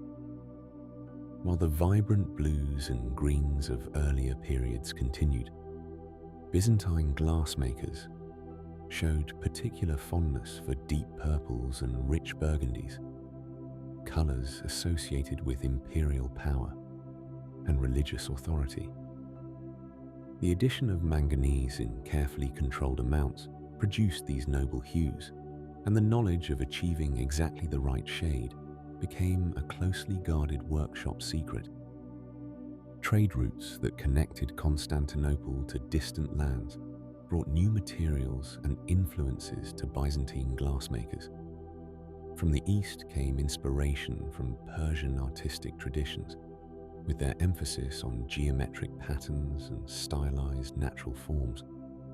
These influences gradually merged with Roman technical heritage and Christian symbolic requirements, creating a distinctive Byzantine style that was neither fully Roman nor completely Eastern in character.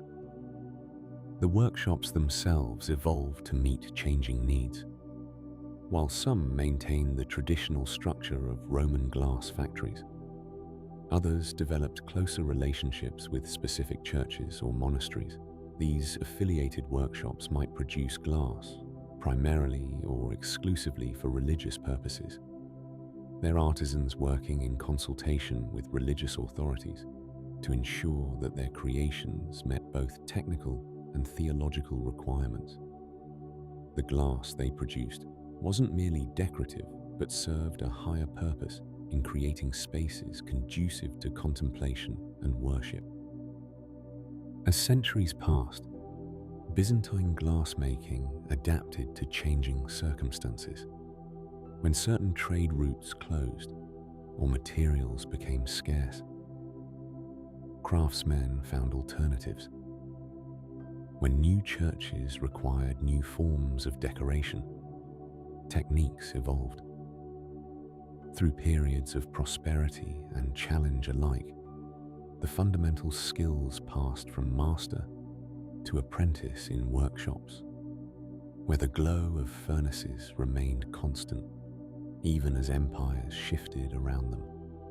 The influence of Byzantine glass extended far beyond the empire's borders. Traders carried examples to distant lands, where local craftsmen examined the techniques and attempted to replicate them. Religious pilgrims brought back small vessels as treasured souvenirs, spreading Byzantine styles throughout Christendom. And when Byzantine artisans occasionally traveled to work on significant projects abroad, they carried their knowledge with them, planting seeds that would later flower in new forms. By the time the Byzantine Empire entered its final centuries, its glassmakers had created a legacy that would endure. The techniques they refined, the aesthetic principles they established, and the objects they created continued to inspire and inform glassmaking traditions that would emerge elsewhere. As we shall see, the glass workshops of the Islamic world would soon achieve their own remarkable heights, building on foundations that included Byzantine innovations, even as they developed distinctly different artistic visions. As the Byzantine Empire continued its refined traditions in the Eastern Mediterranean, a new civilization was rising that would take glassmaking to heights of artistic achievement that still captivate us today. The Islamic world, spreading from Spain to Central Asia between the 7th and 14th centuries, became home to glassmakers whose technical mastery and artistic vision created objects of breathtaking beauty. The rise of Islam in the 7th century brought with it a flowering of arts and sciences that touched every corner of the vast Islamic world. Glassmaking, already an ancient craft in the regions now under Islamic rule, found new purpose and new forms of expression. The great cities of Damascus, Aleppo, Baghdad, and Cairo became centers of glass production, their workshops humming with activity as craftsmen built upon Roman and Byzantine techniques while developing entirely new methods of decoration. Islamic glassmakers inherited the knowledge of their predecessors, but the aesthetic principles of Islamic art guided them in fresh directions. The Islamic tradition emphasized geometric patterns, flowing calligraphy, and stylized natural forms rather than human figures.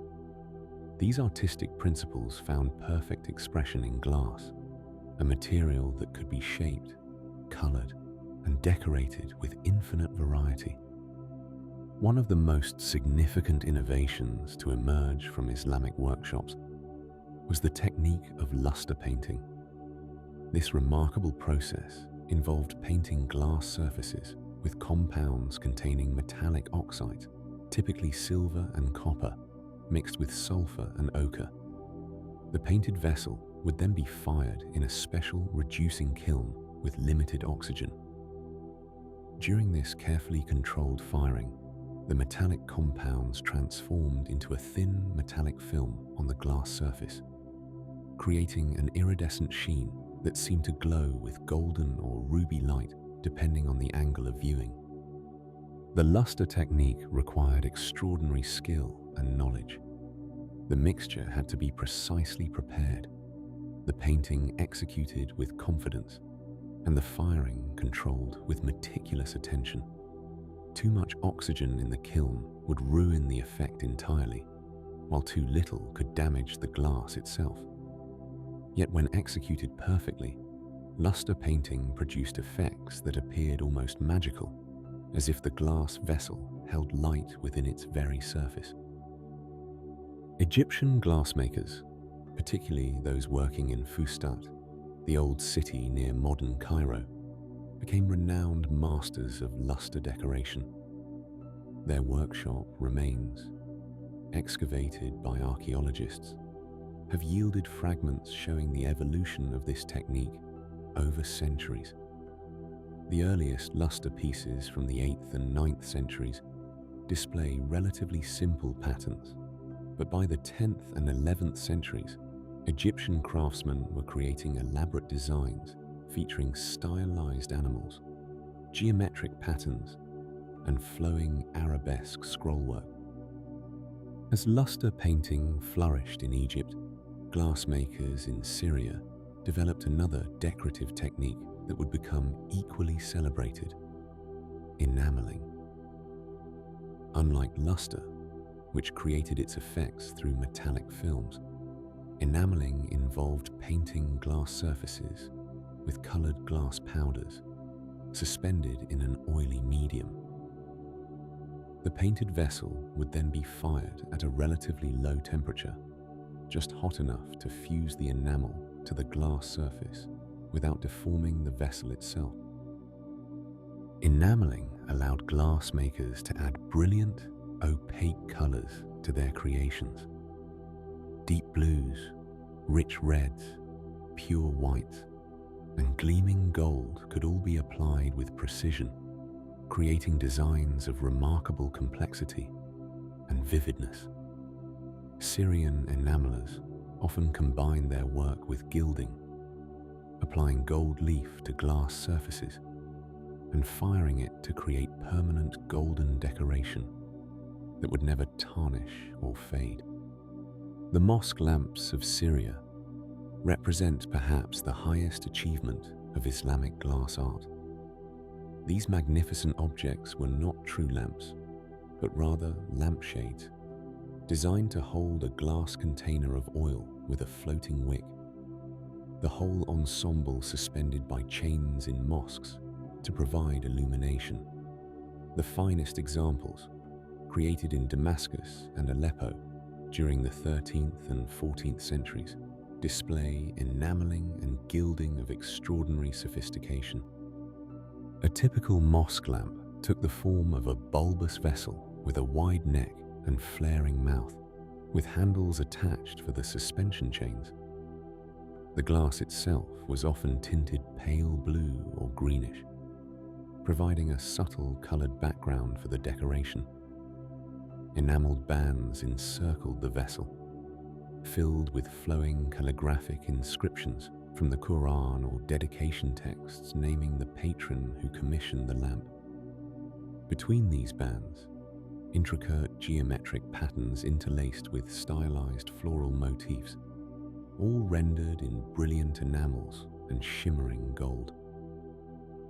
The calligraphy on these lamps deserves particular attention, for Islamic culture placed special reverence on the written word, especially sacred texts.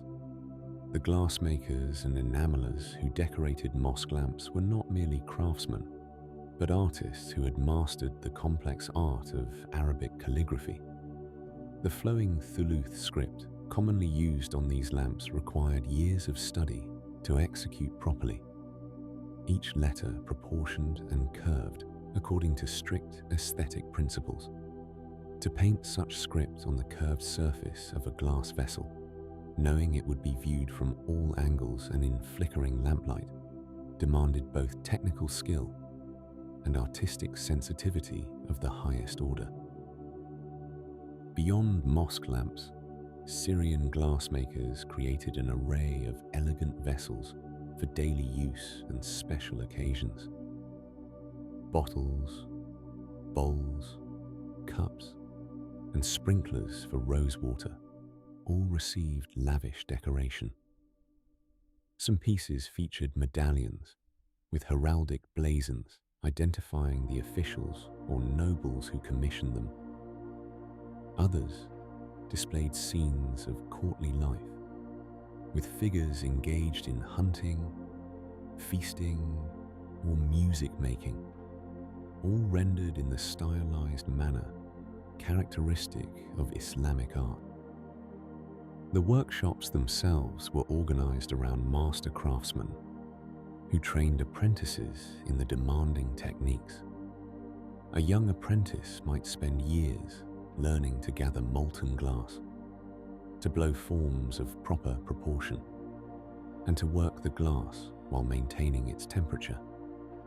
Only after mastering these fundamental skills would he begin learning the specialized art of enameling or gilding, the recipes for enamels, the temperatures for firing, the precise movements of the brush. All this knowledge passed from master to student through patient demonstration and practice. Trade networks carried Islamic glass across vast distances. Fragments and complete vessels have been found from Spain to India, testament to the widespread appreciation for these objects. European collectors particularly prized Syrian enameled glass, and many pieces found their way into church treasuries and royal collections, where they were preserved for centuries as precious examples of exotic craftsmanship. The Mongol invasions of the 13th century dealt a severe blow to the great glass workshops of Syria. When Tamerlane's armies sacked Damascus in the late 14th century, many glassmakers were reportedly carried off to Samarkand, dispersing the concentrated knowledge that had made Syrian glass so exceptional.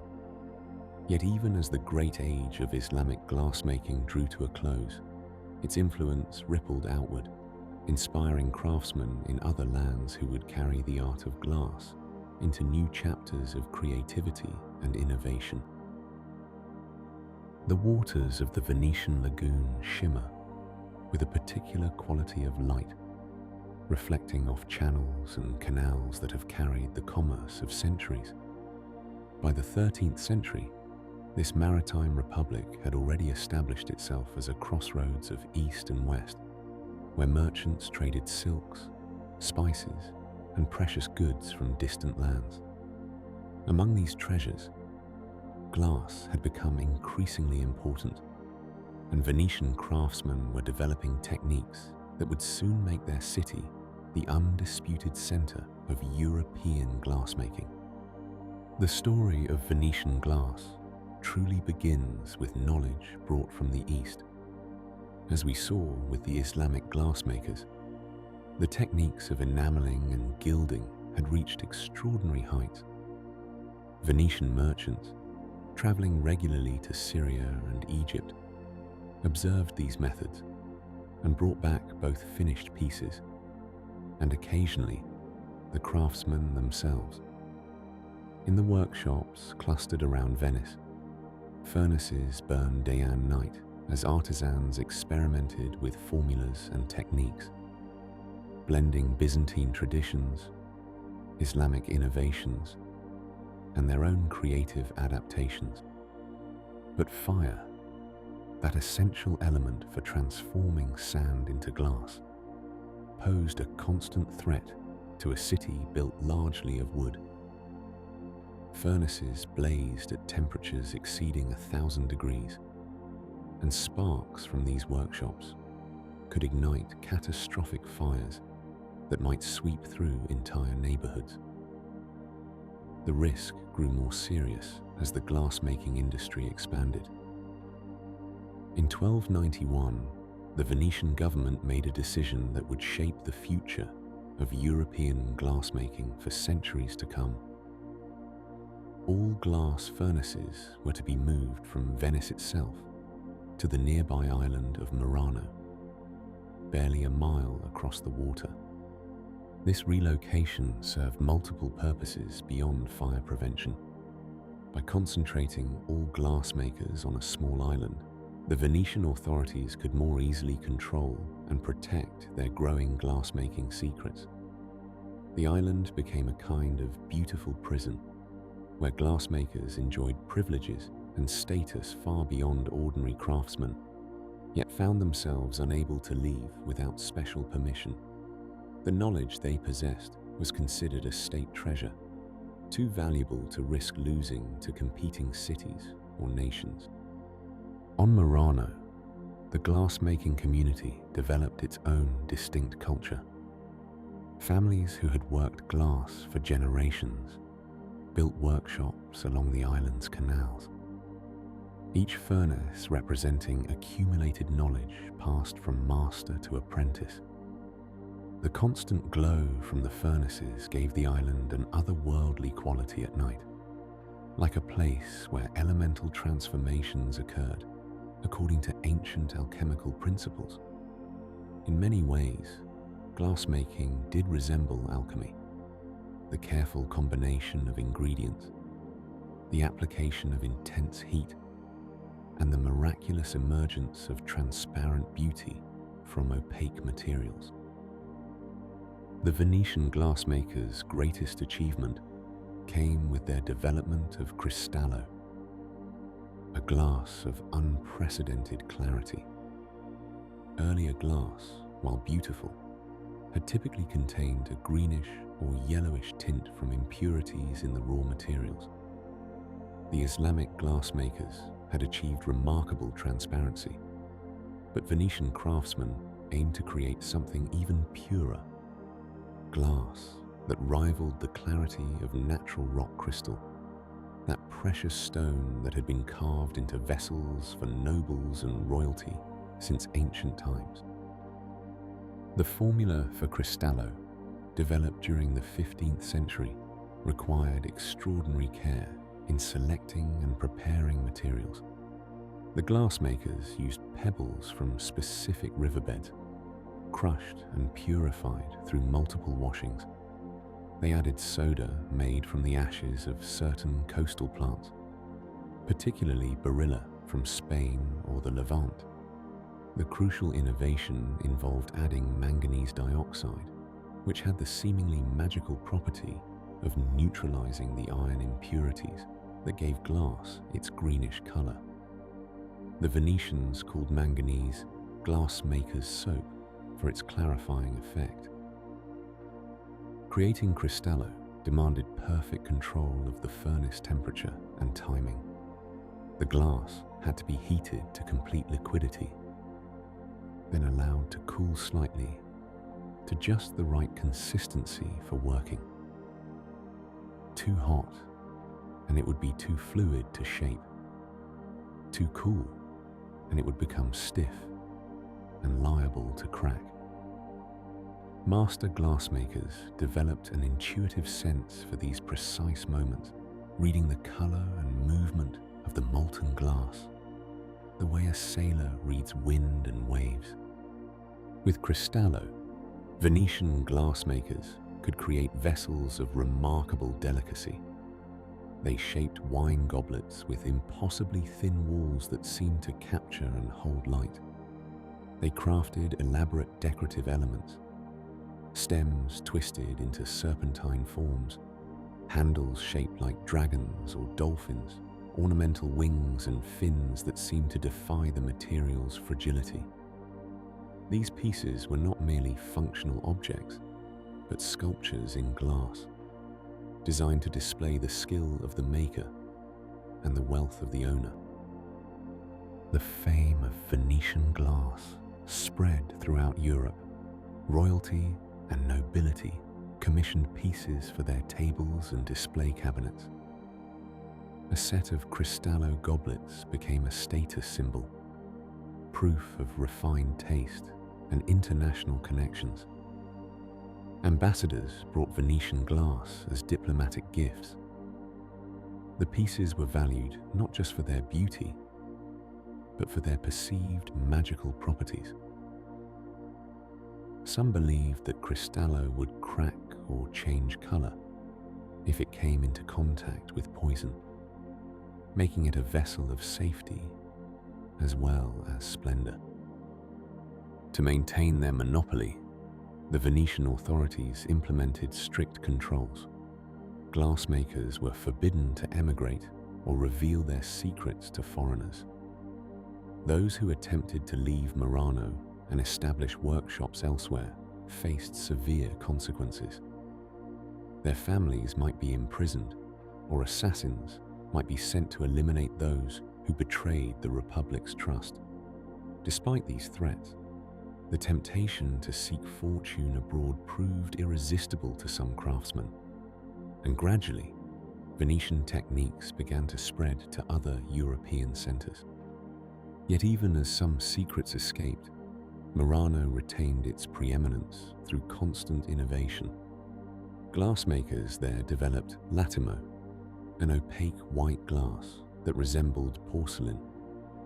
They created millefiori, glass decorated with patterns of tiny flowers made from colored glass canes. They perfected the technique of applying gold leaf between layers of clear glass, creating pieces that seemed to contain captured sunlight. Each innovation reinforced Venice's position as the source of the finest glass in the world. The workshops of Murano operated according to rhythms dictated by the furnaces. The fire was never allowed to go completely cold, for bringing a furnace from room temperature to working heat required days and enormous amounts of fuel. Instead, fires were banked at night and stoked again each morning. The workday began before dawn, when the glass would be at the perfect temperature for the most demanding work. As the day progressed and the furnace grew hotter, different tasks became possible, each craftsman knowing exactly when to execute which operation. Life on this small island revolved entirely around glass. Even those not directly involved in making it, the wives and children of glassmakers, the merchants who sold finished pieces, the ship captains who transported them, all understood that their prosperity depended on the secrets preserved in the workshops. Children grew up watching molten glass transformed, learning to recognize quality with sophisticated eyes, absorbing knowledge that might one day make them master craftsmen themselves. As night falls over the lagoon and the lights of Murano reflect in the dark water, we can imagine the scene as it existed for centuries. The glow from furnace doors, the silhouettes of craftsmen at work, the occasional bright flash as a new gather of molten glass emerged from the heat.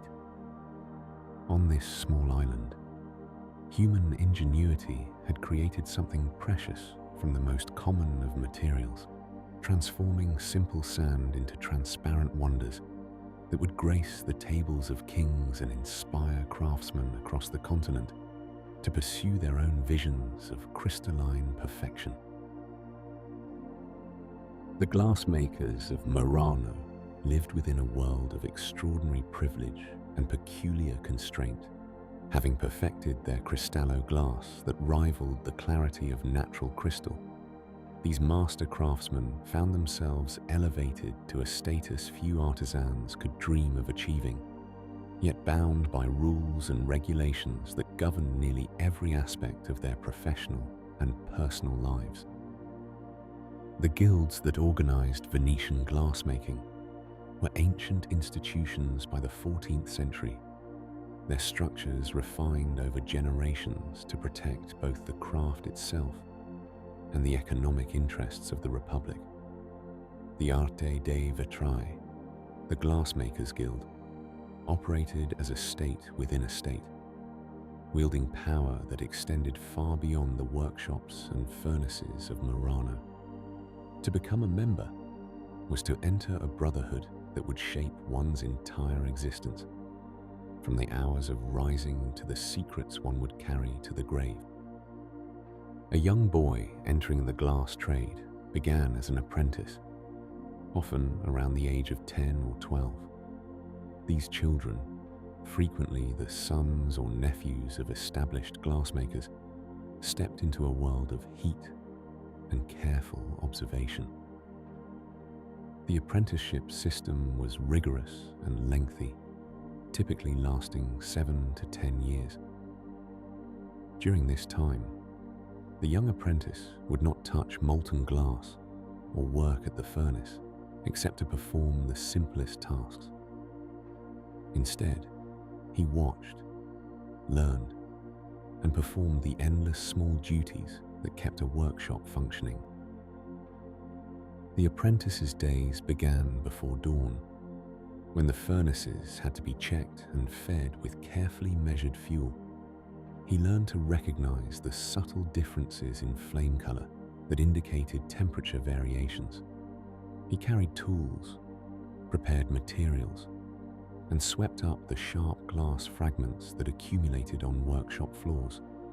Most importantly, he observed the masters at work, absorbing through patient watching the countless small movements and judgments that separated adequate glasswork from true mastery. As an apprentice progressed, he might be permitted to assist more directly, perhaps holding a rod steady or gathering molten glass from the furnace under close supervision. The heat of the workshop was intense, particularly in summer months, when the Mediterranean sun beat down on Murano's buildings, while furnaces blazed inside. The work required steady hands despite the sweat, precise timing despite fatigue, and constant attention, despite the mesmerizing, repetitive nature of the tasks. After years of apprenticeship, a young glassmaker might advance to become a journeyman, a worker who had demonstrated competence but had not yet achieved the status of master. Journeymen could work at the furnace, creating pieces under the direction of masters. They earned wages for their labor, unlike apprentices who typically received only room, board, and training. Yet the journey from apprentice to journeyman to master was not simply a matter of time surveyed or skill demonstrated. Guild regulations specified exact requirements, and advancement depended on approval from existing masters who jealously guarded their status. To become a master glassmaker required not only technical excellence, but also the creation of a masterpiece, a demonstration work that proved the candidate's ability to produce glass of the highest quality. The examination process was exacting, with established masters scrutinizing every aspect of the work. Once accepted as a master, a glassmaker could open his own workshop, train apprentices, and participate fully in guild governance. The guild's rules governed far more than professional advancement. They specified what glass could be made, what techniques could be used, and what innovations might be attempted. Masters were required to attend guild meetings, contribute to guild expenses, and abide by decisions made collectively.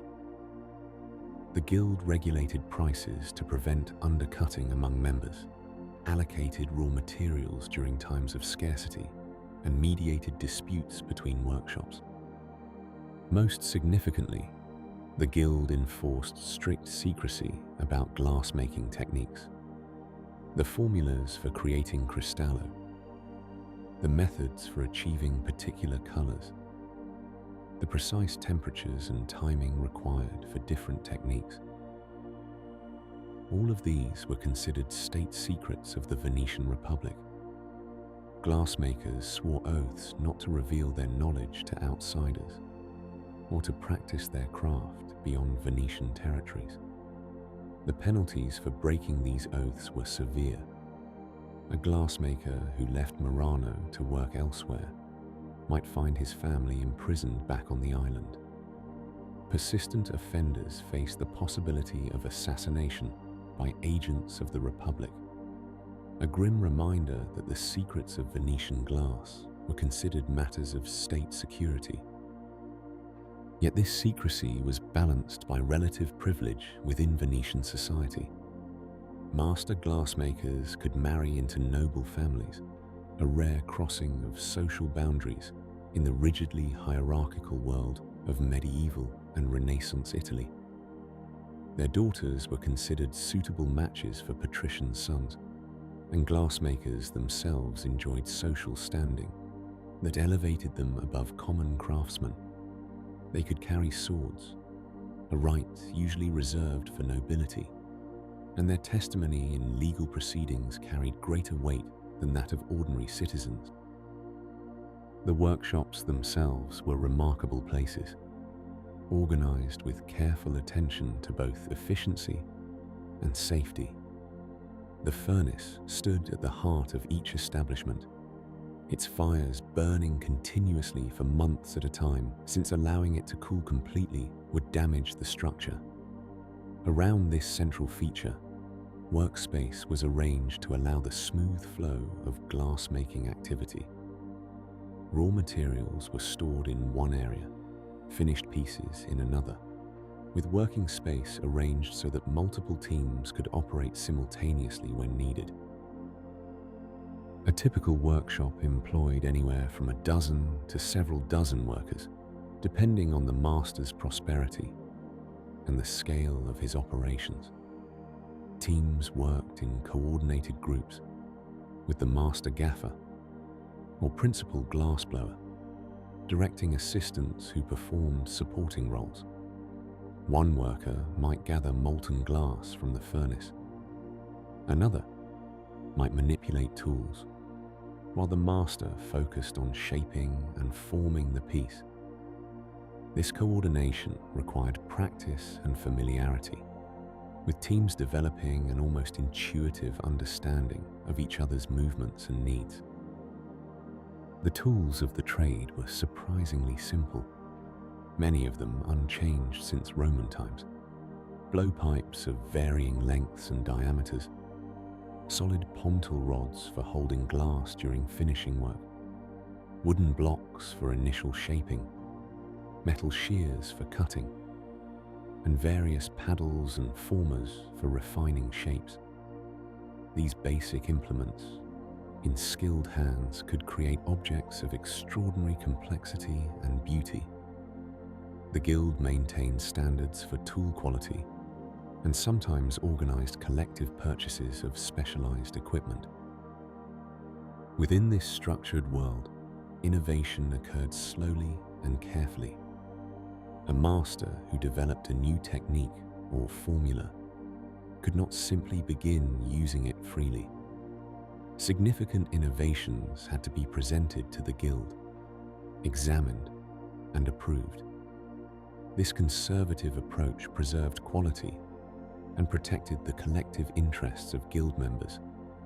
though it sometimes frustrated individual creativity. Yet subtle refinements and small improvements accumulated over generations, advancing the craft while maintaining its fundamental character. The daily rhythm of workshop life created a peculiar temporal world, measured not by clocks, but by the behavior of glass and fire. Glassmakers learned to read time in the color of molten glass, in the feel of a piece as it cooled, in the readiness of the furnace for the next gathering. This sensory timekeeping, passed from master to apprentice through years of shared experience, represented knowledge that could never be fully captured in written formulas or spoken instructions. As night fell over Murano, the glow from workshop windows painted the canals with reflected light, a testament to the fires that never fully slept, and to the brotherhood of craftsmen whose guild had transformed sand and flame into beauty, wealth, and a way of life that would endure for centuries. While the glassmakers of Venice jealously guarded their secrets on the island of Murano, another tradition of glassmaking flourished in the vast forests stretching across northern Europe. In the German lands, France and Bohemia, craftsmen developed their own distinctive approach to the ancient art, creating what became known as Waldglas, or forest glass. These workshops, nestled among towering oaks and pines, produced vessels that bore little resemblance to the refined cristallo of Venice. Yet, they possessed a rustic charm entirely their own. The forest glassmakers lived and worked far from cities and trade routes, establishing their furnaces in remote woodland clearings where fuel was abundant and supervision scarce. Unlike their Venetian counterparts, who carefully selected and imported the finest materials, these northern craftsmen worked with what the forest provided. They gathered their silica from local river sand and pebbles, their alkali from the ashes of burned beechwood and oak.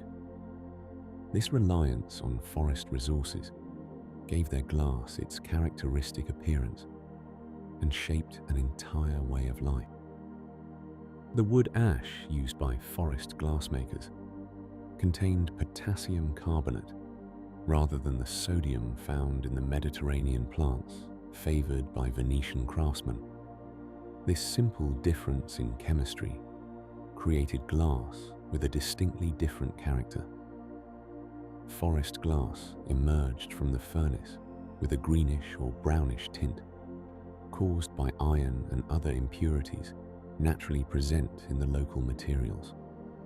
Where Venetian glassmakers labored to achieve perfect clarity, the northern craftsmen accepted and even embraced these earthy colors that connected their work to the woodland surroundings. A forest glass workshop was a seasonal enterprise, its rhythm dictated by nature rather than market demands. Glassmakers typically established their furnaces in spring, when the ground had dried sufficiently for construction and gathering materials could begin. Through the warm months, they would produce their wares, working long days when the weather permitted. As autumn approached and the forest prepared for winter, production would slow and eventually cease. Some workshops operated for only a few years in one location, before the nearby supply of suitable wood became exhausted, forcing the glassmakers to move deeper into the forest to begin again. The furnaces themselves were simpler than those in Venice, built from local clay and stone rather than specially manufactured fire bricks. Yet these humble structures could achieve the temperatures necessary for glass making, fed by the endless supply of wood that surrounded them. The crackling of burning logs and the glow of the furnace fires at night created an almost magical atmosphere in the forest clearings, as if ancient alchemists were at work transforming common earth into something precious. The glassmakers who tended these furnaces often lived in temporary shelters near their workshops, creating small communities that existed in isolation from the wider world. Families passed down their knowledge through generations, with children learning the craft by watching their parents and gradually taking on more responsibility. These were not the rigidly structured guilds of Venice with their formal apprenticeships and legal protections, but rather informal schools where skills transferred naturally from one generation to the next. The products of forest glass workshops served the practical needs of rural and small-town life. Drinking vessels, known as römer, became perhaps the most iconic form of forest glass. These sturdy beakers featured a wide bowl atop a hollow stem decorated with applied threads of glass, called prunts, which provided both decoration and a surface for gripping the vessel. The distinctive shape and green-tinted glass made römers instantly recognizable, and they appeared in countless paintings of the period, depicted on the tables of merchants and peasants alike. Forest glassmakers also produced window glass, though of a different character than Roman cast glass, or the methods developing elsewhere. They created small panes using a technique called crown glass, where a blown sphere would be spun rapidly while still hot, causing it to flatten into a disc through centrifugal force.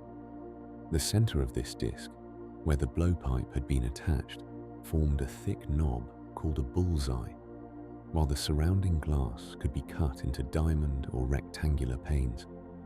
These panes bore the slight greenish tint characteristic of forest glass, and often contained bubbles and irregularities that gave them a distinctive wavy quality when light passed through.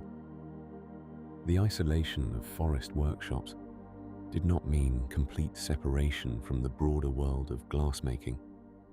Wandering craftsmen sometimes traveled between regions, carrying new techniques and ideas with them.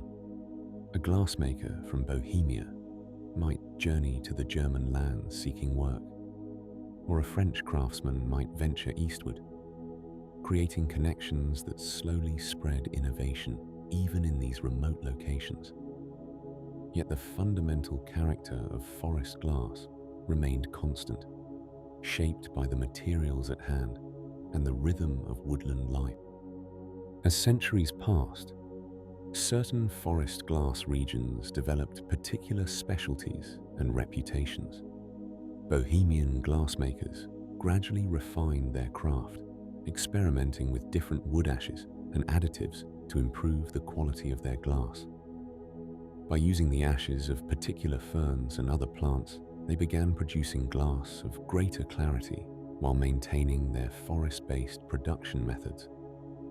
This experimentation would eventually lead Bohemian craftsmen toward discoveries that would challenge even Venice's supremacy, though those innovations still lay in the future. The economic structure of forest glassmaking differed markedly from the wealthy guilds of Venice. These northern craftsmen typically worked for local lords who owned the forests and granted permission to harvest wood and establish furnaces. In exchange for this access, glassmakers might pay rent in money or glass, producing vessels for the lord's household as part of their arrangement. This feudal relationship tied forest glass production to the broader social structure of Northern Europe, making glassmakers part of the rural economy rather than urban commercial life. Despite its humble origins and rustic appearance, forest glass served essential functions in daily life across Northern Europe. Its vessels held wine and beer in taverns and homes. Its windows admitted light while keeping out weather. Its simple bottles and flasks stored medicines and other liquids. The greenish tint that marked it as distinct from Venetian glass became familiar and even comforting. a reminder of the forests that supplied the material and the skilled hands that shaped it.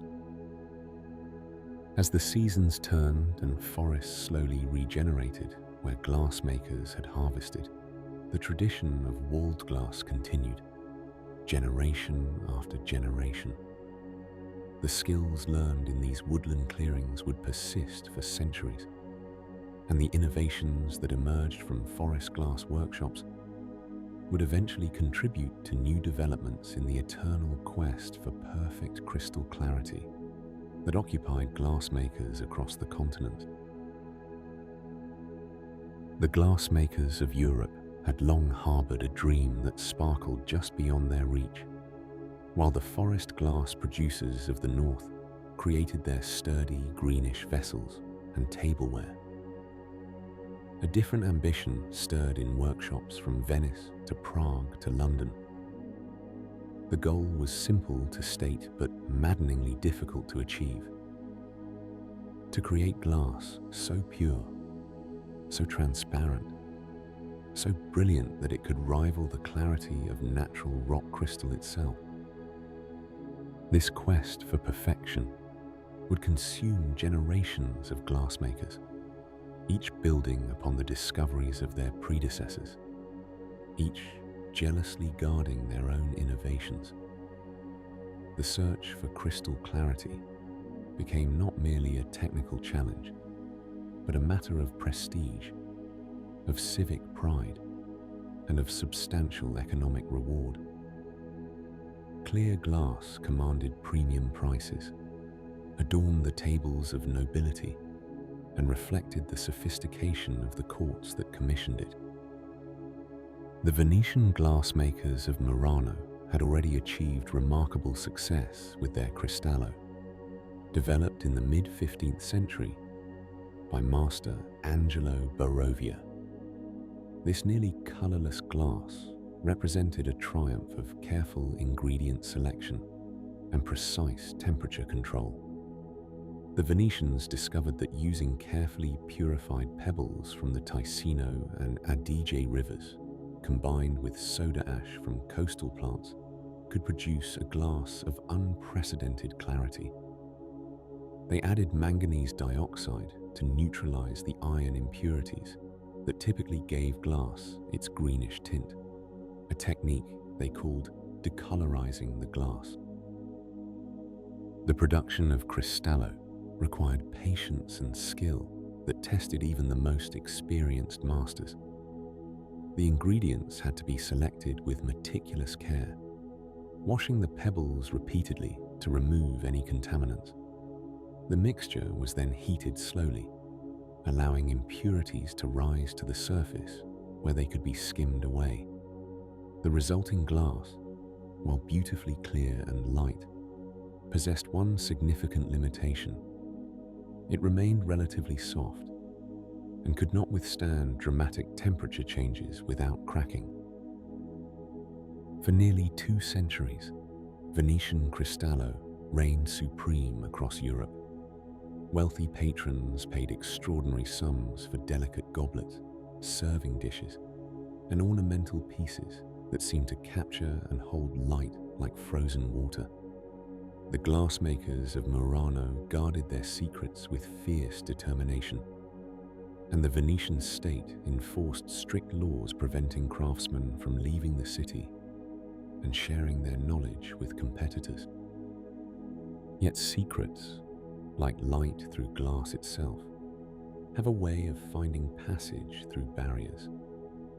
By the 17th century, glassmakers in other regions began developing their own formulas for clear glass, each approach reflecting the unique materials and traditions of their homelands.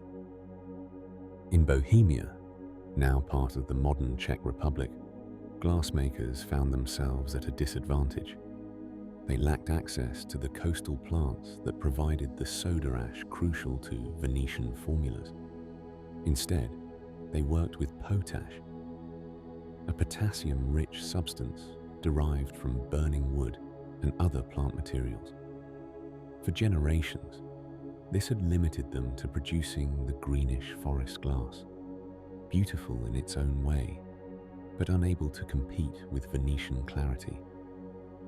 The breakthrough came in the late 17th century when Bohemian glassmaker Michael Müller, working in collaboration with others in the region, discovered that adding chalk, calcium carbonate, to a potash-based mixture could produce glass of remarkable brilliance. This potash-lime glass proved harder than Venetian cristallo, more resistant to scratching, and possessed a quality that would prove revolutionary. It was thick enough and hard enough to be cut and engraved with unprecedented detail. The development of Bohemian crystal opened new possibilities for decoration. Craftsmen could now cut facets into the glass surface, creating patterns that caught light and threw it in sparkling directions. They could engrave intricate scenes, portraits and designs using copper wheels of varying sizes, working with a precision that soft Venetian glass could never withstand. By the early 18th century, Bohemian crystal began to rival and even surpass Venetian glass in European markets, prized not only for its clarity, but for the elaborate decorative work it could support. Meanwhile, in England, glassmakers pursued yet another path to brilliance. The English had long struggled to compete with continental glassmakers, hampered by inferior materials and techniques. In 1676, however, an English glassmaker named George Ravenscroft achieved a discovery that would transform the industry. Experimenting with various additives to improve glass clarity and workability, Ravenscroft found that adding lead oxide to the glass mixture produced extraordinary results. Lead crystal, as it came to be known, possessed qualities that excited both makers and customers. It remained soft and workable at higher temperatures than other glass types, giving craftsmen more time to shape and manipulate it. Once cooled, it exhibited a weight and brilliance unlike any previous glass. Lead crystal had a higher refractive index than other glass types, meaning it bent light more dramatically, creating internal sparkle and fire reminiscent of gemstones. When struck gently, it produced a distinctive ringing tone that became a hallmark of quality. Ravenscroft's early experiments faced challenges, as the glass sometimes developed a surface cloudiness or crazing that marred its appearance. Through persistent experimentation, he refined his formula, eventually achieving stable lead crystal that remained clear and brilliant. By 1682, his glasshouse was producing successful lead crystal pieces, and the technique began to spread to other English makers. The competition between these three great traditions, Venetian soda lime cristallo, Bohemian potash lime crystal, and English lead crystal, drove continuous innovation throughout the 17th and 18th centuries. Each type had its advocates and its particular applications. Venetian glass remained prized for delicate, elaborately shaped pieces where lightness and form took precedence. Bohemian crystal became the preferred medium for deeply cut and engraved decorative works. English lead crystal found favor for tableware where weight, brilliance, and that distinctive ring signaled quality and sophistication. Glassmakers across Europe studied these techniques, adapted them to local materials and traditions, and developed regional variations. French glassmakers established important workshops. Spanish craftsmen created their own distinctive styles, and workshops throughout the German states pursued their own paths to clarity and beauty. The quest for crystal clarity had become an international endeavor, with knowledge flowing along trade routes and through the movement of skilled craftsmen, despite official attempts to maintain secrecy.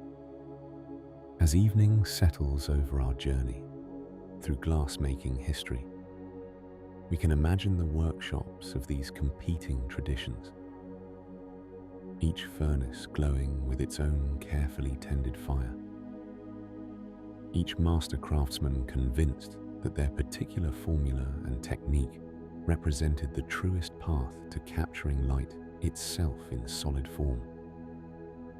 The quest for crystal clarity was never fully satisfied, for each achievement revealed new possibilities, new standards to pursue. Yet in that endless striving, glassmakers transformed their craft and created objects of such beauty that they continue to captivate us centuries later, proving that the search for perfection, even unattained, can yield its own luminous rewards. With crystal clarity achieved through refined glass formulas, artisans turn their attention to the surface itself, discovering countless ways to transform smooth transparency into decorated masterpieces. The blank canvas of clear glass invited human creativity, and craftspeople across Europe developed techniques to etch, engrave, cut, and paint these delicate surfaces with astonishing precision. The earliest surface decorations were quite simple. Glassmakers had long known that trailing threads of molten glass across a vessel's surface could create raised patterns and designs. But as glasses became clearer and more refined, artisans sought methods that would work on the finished, cooled glass itself, allowing for far greater detail and complexity than was possible while the material remained molten. Diamond point engraving emerged as one of the most delicate decoration methods. Using a diamond or hard stone mounted in a handle, craftspeople would scratch fine lines and patterns directly into the glass surface. This technique required extraordinary patience and a steady hand. The engraver worked slowly, creating designs through countless tiny scratches that caught the light in subtle, elegant ways. In the 16th and 17th centuries, particularly in Venice and the Netherlands, diamond point engraving reached remarkable levels of sophistication. Artists created intricate calligraphy, heraldic designs, and even detailed landscapes, all scratched into the glass surface with nothing more than a pointed stone and immense skill. But diamond point engraving had its limitations. The scratches remained shallow and fine, creating effects that were subtle rather than dramatic. For bolder, deeper designs, glassmakers developed wheel engraving, a technique that would dominate glass decoration for centuries. Wheel engraving employed small copper wheels attached to a rotating lathe. The craftsperson held the glass against these spinning wheels, which were fed with an abrasive mixture of oil and emery powder or sand. As the wheel turned, it ground away the glass surface, creating cuts of varying depth and width. By using wheels of different sizes and shapes, from broad discs to narrow edges, engravers could achieve remarkable variety in their designs. The wheel engraver's workshop was a place of concentration and care. The craftsperson sat at the lathe, foot operating the treadle that kept the wheels spinning at steady speed. Before them, an array of copper wheels in different sizes hung ready for use. The glass piece had to be held firmly, yet delicately, pressed against the rotating wheel at precisely the right angle and pressure. Too much force could shatter the glass. Too little would create uneven, shallow cuts. In the glass workshops of Nuremberg, Prague and other Central European cities, wheel engraving became an art form of extraordinary refinement. Master engravers spent years perfecting their skills, learning to create everything from the simple decorative borders to elaborate pictorial scenes. Some specialized in particular subjects: floral motifs, hunting scenes, portraits, or allegorical figures. The best engravers achieved effects that rivaled fine drawings, using the interplay of polished and matte surfaces to create depth and dimension. Closely related to wheel engraving was the technique of glass cutting, which created faceted patterns that caught and refracted light in dazzling ways. While wheel engraving typically produced pictorial or decorative designs, cutting created geometric patterns through deep, angled cuts into the glass surface. The development of lead crystal glass, with its greater weight and brilliance, made cutting particularly effective. The lead content allowed for deeper cuts without shattering, and the crystal's high refractive index created spectacular light effects when faceted. British and Irish glasshouses of the 18th and 19th centuries became famous for their cut glass. Craftspeople created elaborate patterns with names that evoke their designs: strawberry diamond, hobnail, fan, and blazes. A single large bowl or decanter might feature dozens of precisely placed cuts, each catching candlelight or sunlight and breaking it into prismatic colors. The cutter worked with small cutting wheels, creating each facet individually, then smoothing and polishing the cuts to brilliant transparency. For those seeking decoration without the physical labor of grinding and cutting, acid etching offered an intriguing alternative. Glassmakers discovered that hydrofluoric acid could eat away at glass surfaces, creating frosted or matte areas that contrasted beautifully with polished, transparent sections. The process required careful preparation. Artisans covered the glass entirely with an acid-resistant coating, usually wax or varnish, then scratched away this coating in the areas they wished to decorate. When the glass was immersed in or exposed to acid fumes, the exposed portions would be etched, while the protected areas remained smooth and clear. Acid etching allowed for effects that would have been impossibly time-consuming to achieve through engraving alone. Large areas could be frosted quickly, and by controlling the exposure time, craftspeople could create subtle gradations from deeply etched to barely touched surfaces. Some artisans combined acid etching with other techniques, using engraving to add fine details to acid-etched designs. Painted and enameled decoration brought color directly onto the glass surface. Unlike the colored glass created by adding minerals to the molten batch, surface painting allowed artisans to apply multiple colors to a single piece with brush precision. Glass painters used specially formulated paints containing metallic oxides and ground glass, which would fuse permanently to the surface when the decorated piece was fired in a low-temperature kiln. The Islamic world had perfected enameling on glass centuries earlier, but European artisans developed their own traditions. German and Bohemian workshops became particularly famous for painted and enameled glasses during the 16th and 17th centuries. These ranged from simple tavern glasses, bearing coats of arms or guild symbols, to elaborate presentation pieces covered in detailed scenes from mythology, history, or daily life. Gilding added a final touch of luxury to decorated glass. Craftspeople could apply gold leaf or gold paint to glass surfaces, sometimes firing it to create permanent adhesion. other times leaving it unfired for a more delicate application.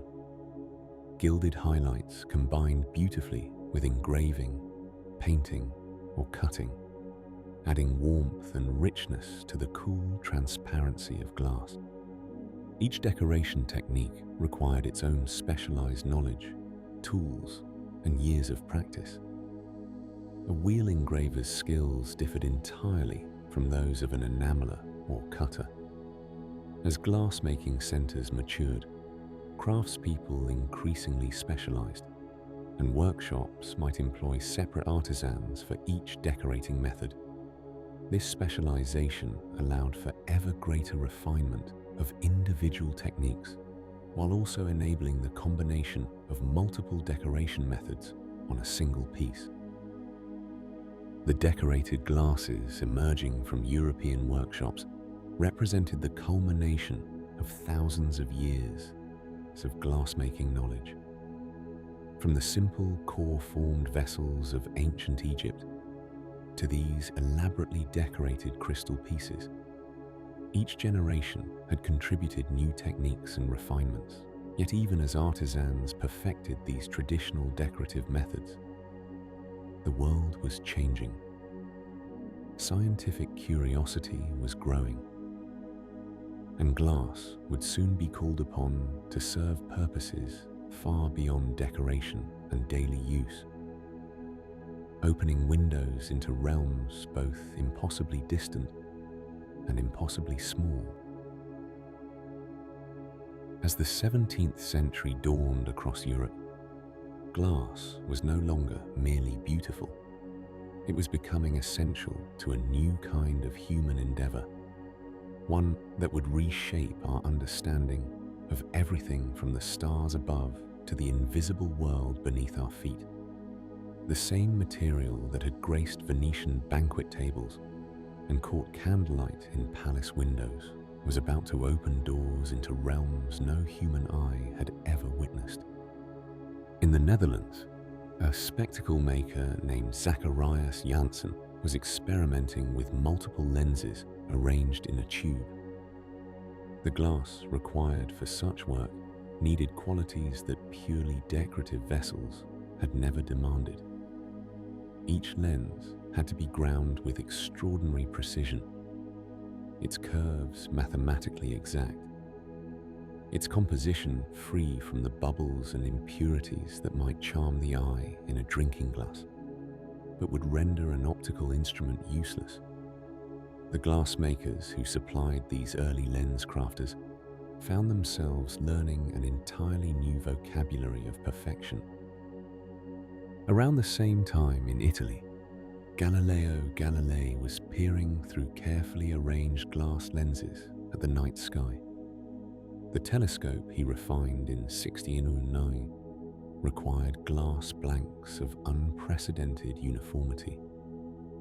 Moon craters, Jupiter's moons, Saturn's rings.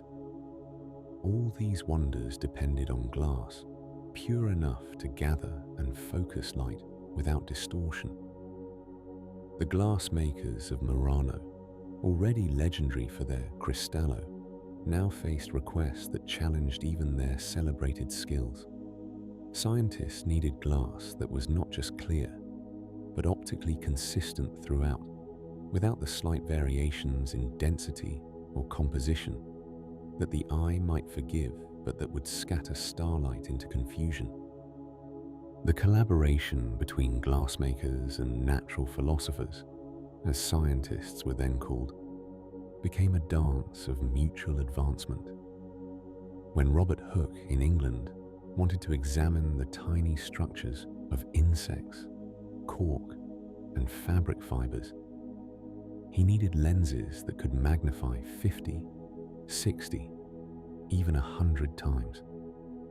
His microscope, detailed in his 1665 work Micrographia, revealed a world that astonished all who encountered it. But behind every revelation lay hours of patient work by glassmakers who ground and polished each lens surface, testing and retesting until the image satisfied both craftsman and scientist. The chemistry laboratories springing up across Europe created their own demands. Alchemists and early chemists needed vessels that could withstand heat, resist corrosion from acids and alkalis, and remain transparent so reactions could be observed. The retorts, alembics, and flasks of the laboratory required different properties than wine glasses or window panes. Glassmakers experimented with formulations, adjusting the balance of silica, lime, and alkali to create vessels that could be heated directly over flames without cracking. Dutch scientist Antonie van Leeuwenhoek took lens making to extraordinary heights in the late 17th century. Though he kept his methods secret, his tiny, nearly spherical lenses achieved magnifications that revealed bacteria, blood cells, and spermatozoa for the first time in human history. Each lens began as a simple glass thread, heated and allowed to form a small sphere, then meticulously ground and polished. Van Leeuwenhoek made over 500 of these lenses during his lifetime, each one opening a window into the microscopic realm. The optical glassmakers of this era developed an almost meditative patience. Unlike the glass blower who worked with fluid glass in moments of intense activity, the lens maker's craft unfolded over days and weeks. A single lens might require hours of grinding against successively finer abrasives, transforming a rough glass blank into a precise curve. The maker worked by feel as much as measurement, fingers detecting irregularities too subtle for the eye to see.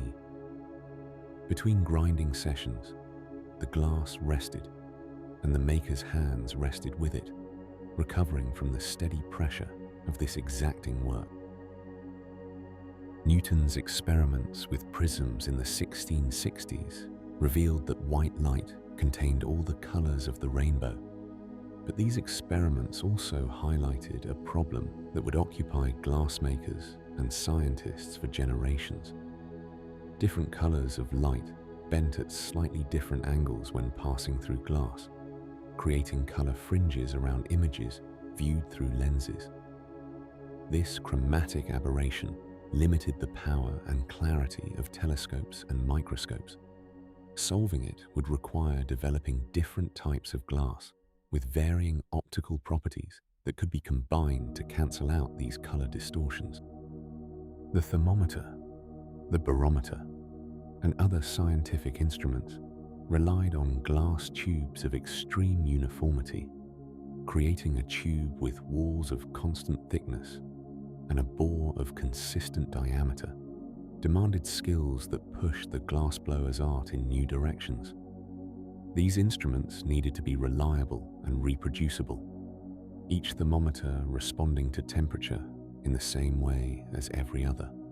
The glassmakers who supplied the instrument makers had to maintain standards of consistency that went beyond anything required for decorative work. By the 18th century, specialized glasshouses devoted themselves entirely to scientific glass. In these workshops, the rhythms differed from those of the decorative glass studios. Here, precision mattered more than speed, uniformity more than variety. A glass maker might spend an entire day creating a single perfect lens blank, or a set of matched tubes for a particularly demanding instrument. The work required a different temperament, an appreciation for the invisible qualities that made glass suitable for revealing truth rather than creating beauty, though in the clarity and precision of these scientific pieces, there was beauty of another kind entirely.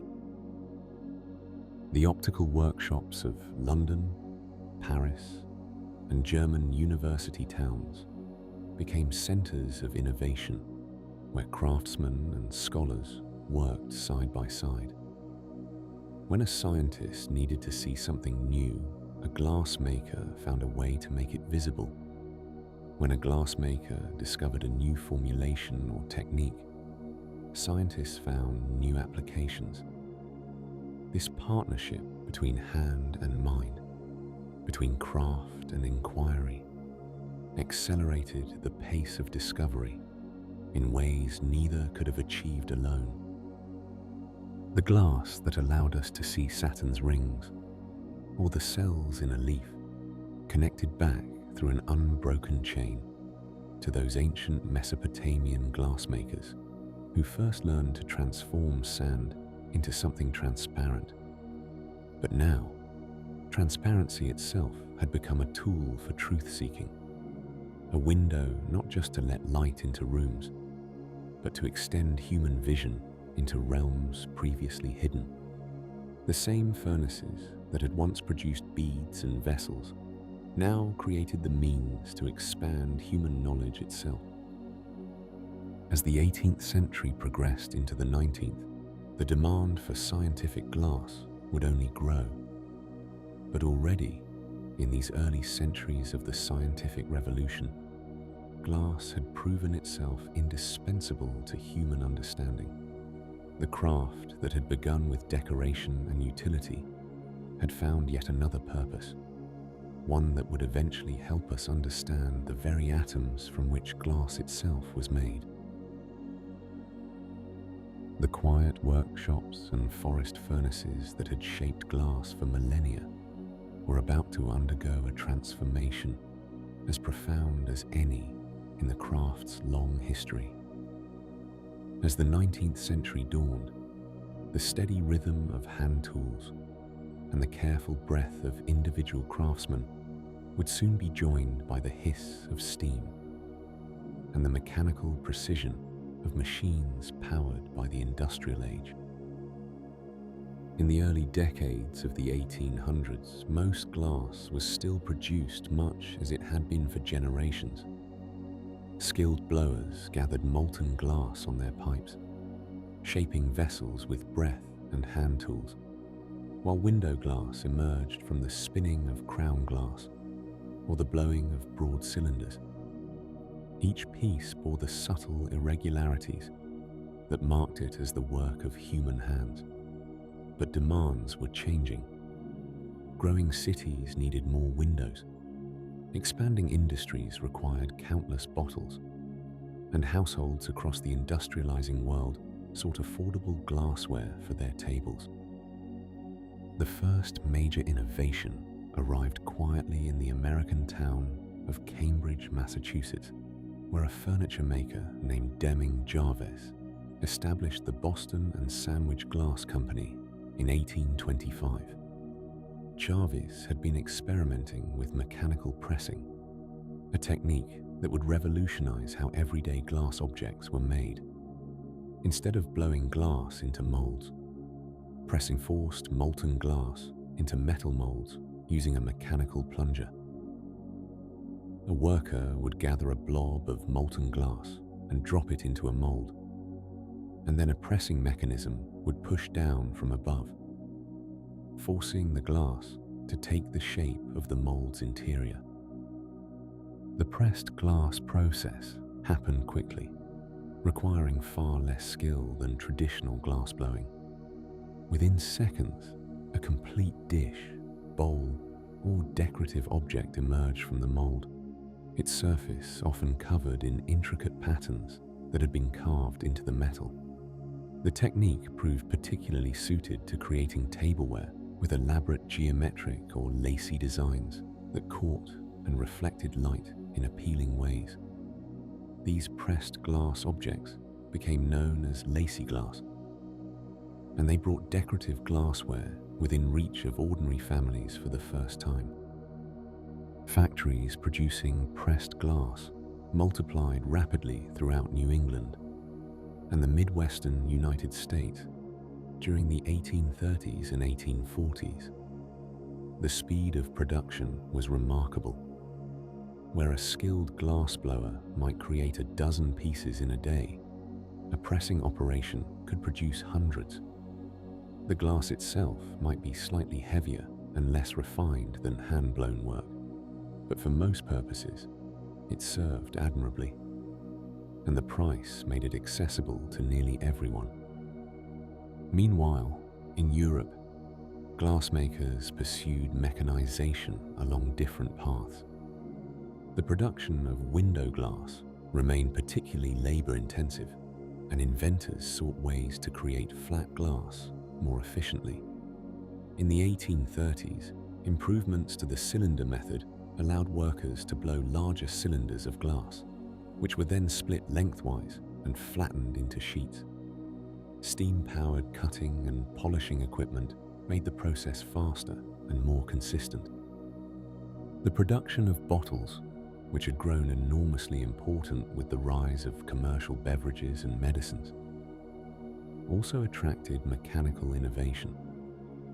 For decades, inventors attempted to create machines that could replicate the complex movements of a glassblower. Early semi-automatic machines appeared in the 1860s and 1870s using mechanical arms to gather glass and compressed air to blow it into molds. These machines still required skilled operators to manage each step, but they increased production significantly. In England, the removal of the glass excise tax in 1845 unleashed new energy in the industry. For over a century, British glassmakers had paid taxes based on the weight of their raw materials, a system that stifled innovation and made glass expensive. Once freed from this burden, British manufacturers invested in larger furnaces, improved melting techniques, and mechanical equipment. The Great Crystal Palace, built for the 1851 exhibition in London, showcased both the potential of mass-produced glass and the new industrial capabilities. Its vast iron frame held nearly 1 million square feet of glass panes, a display of industrial glass production that would have been unimaginable just decades earlier. The latter half of the 19th century saw continuous refinements in mechanization.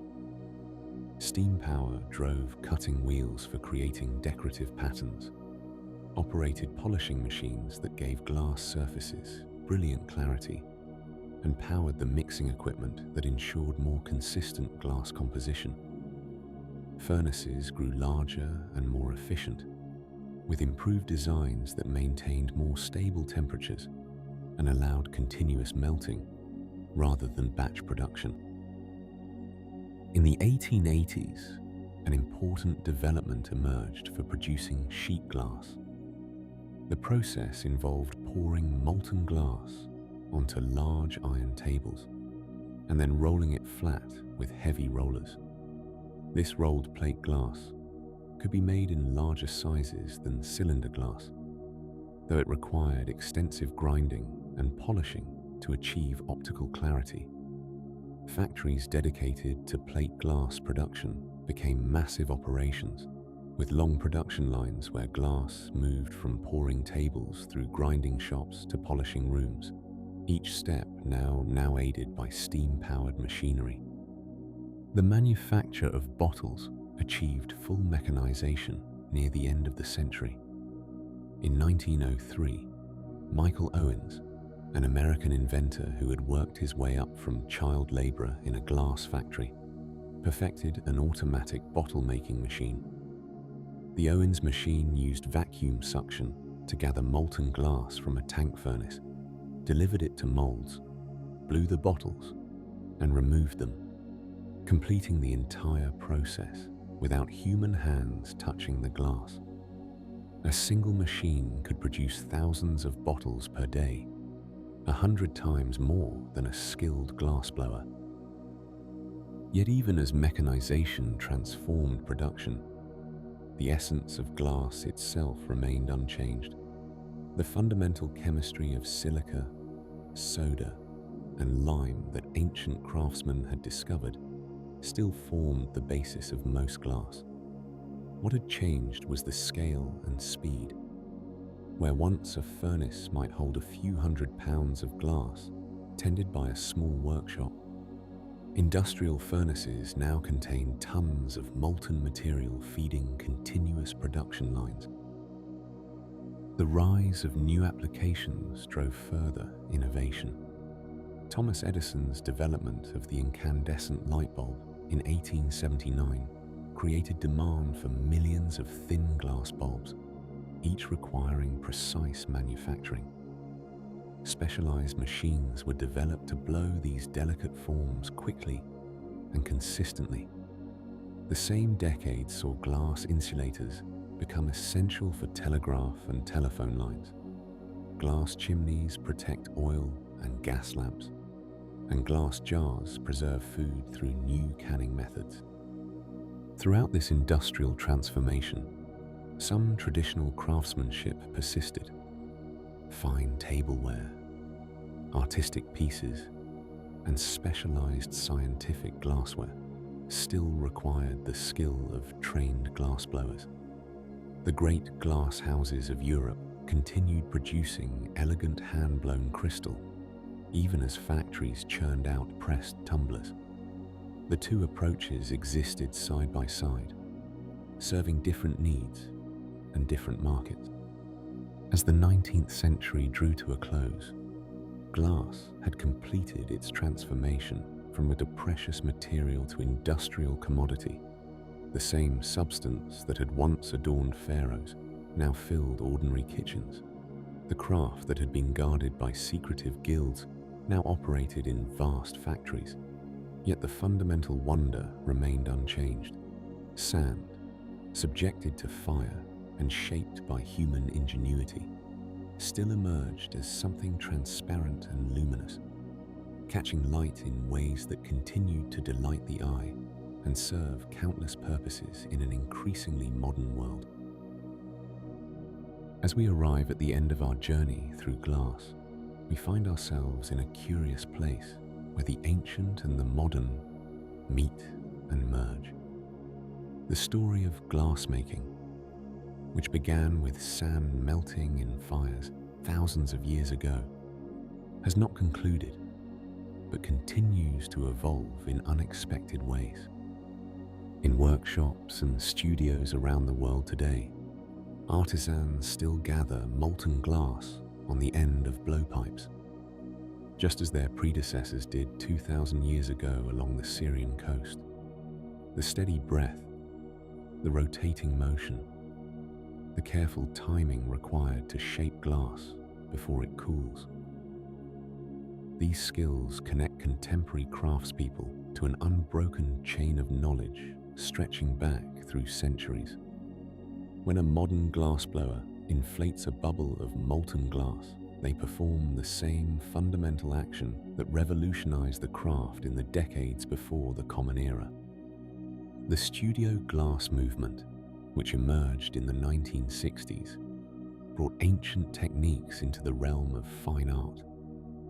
Artists like Harvey Littleton and Dominic Labino demonstrated that glassblowing could move beyond industrial production into individual workshops and university studios. They built small furnaces that allowed single artists or small groups to work with molten glass, creating one-of-a-kind pieces rather than production runs. This transformation meant that techniques once reserved for factories or traditional craft workshops became available to sculptors and artists exploring glass as an expressive medium. These contemporary glass artists often look backward for inspiration, studying historical methods that had been abandoned during the Industrial Age. The Roman technique of millefiori, with its intricate patterns of colored glass canes, found new life in modern art glass. Artists researched ancient glass recipes, discovering how medieval glassmakers achieved particular colors or surface effects. In Venice, the furnaces of Murano continue to operate, with families who have blown glass for generations now creating pieces that honor their traditional methods while embracing contemporary design. The delicate work of lampworking, where glass rods and tubes are melted in the flame of a torch, preserves techniques that would be familiar to 17th century makers of glass beads and scientific instruments. Modern lamp workers create intricate glass sculptures, beads and decorative objects using essentially the same tools and movements their historical counterparts employed. The torch may now burn propane instead of oil, but the fundamental dance between flame, glass, and gravity remains unchanged. Conservators and historians have become detectives, studying ancient glass fragments to understand long-lost techniques. By examining Roman glass vessels under microscopes or analyzing the chemical composition of Islamic enameled glass, researchers piece together the methods of craftspeople who left no written records. This knowledge sometimes allows modern artisans to recreate historical techniques, bringing back colors or effects that had disappeared for centuries. When contemporary glassmakers successfully reproduce the deep red of ancient Roman gold ruby glass, they forge a direct link across 2 millennia. Beyond the art world, certain specialized applications still demand the skills of hand glassblowing. Scientific glassblowers create custom laboratory equipment, bending and fusing glass tubes to create complex apparatus that machines cannot produce. The careful joining of different types of glass, the creation of precise measurements, the ability to work with vacuum-tight seals. These specialized skills represent the continuation of the scientific glassmaking tradition that emerged during the Enlightenment. Universities and research institutions maintain glass-blowing shops where craftspeople collaborate with scientists, translating experimental needs into functional glass objects. The restoration and preservation of historic glass objects and windows creates another bridge between past and present. Specialists who repair medieval stained glass windows must understand the composition and behavior of glass made with formulas that differ from modern varieties. They study how ancient glass weathers and deteriorates, learning to match colors and textures when creating replacement pieces. A conservator repairing a 14th century church window works with materials and faces challenges that would be entirely familiar to the original craftspeople who installed those windows centuries ago. Museums have become repositories, not just of glass objects, but of glass-making knowledge. At living history sites and museum demonstrations, craftspeople recreate ancient furnaces and work with historical tools, showing visitors how Egyptian core-formed vessels or Roman cast window panes were made. These demonstrations preserve practical knowledge that written descriptions alone could never capture. The exact consistency of molten glass at working temperature, the amount of breath needed to inflate a bubble, the rhythm of movements required to shape a vessel. The fundamental chemistry of glass, silica, flux, and stabilizer combined through heat, remains essentially what Mesopotamian craftspeople discovered thousands of years ago. Modern architectural glass and smartphone screens are refined and engineered to remarkable precision, yet they operate on the same basic principles as ancient glass beads.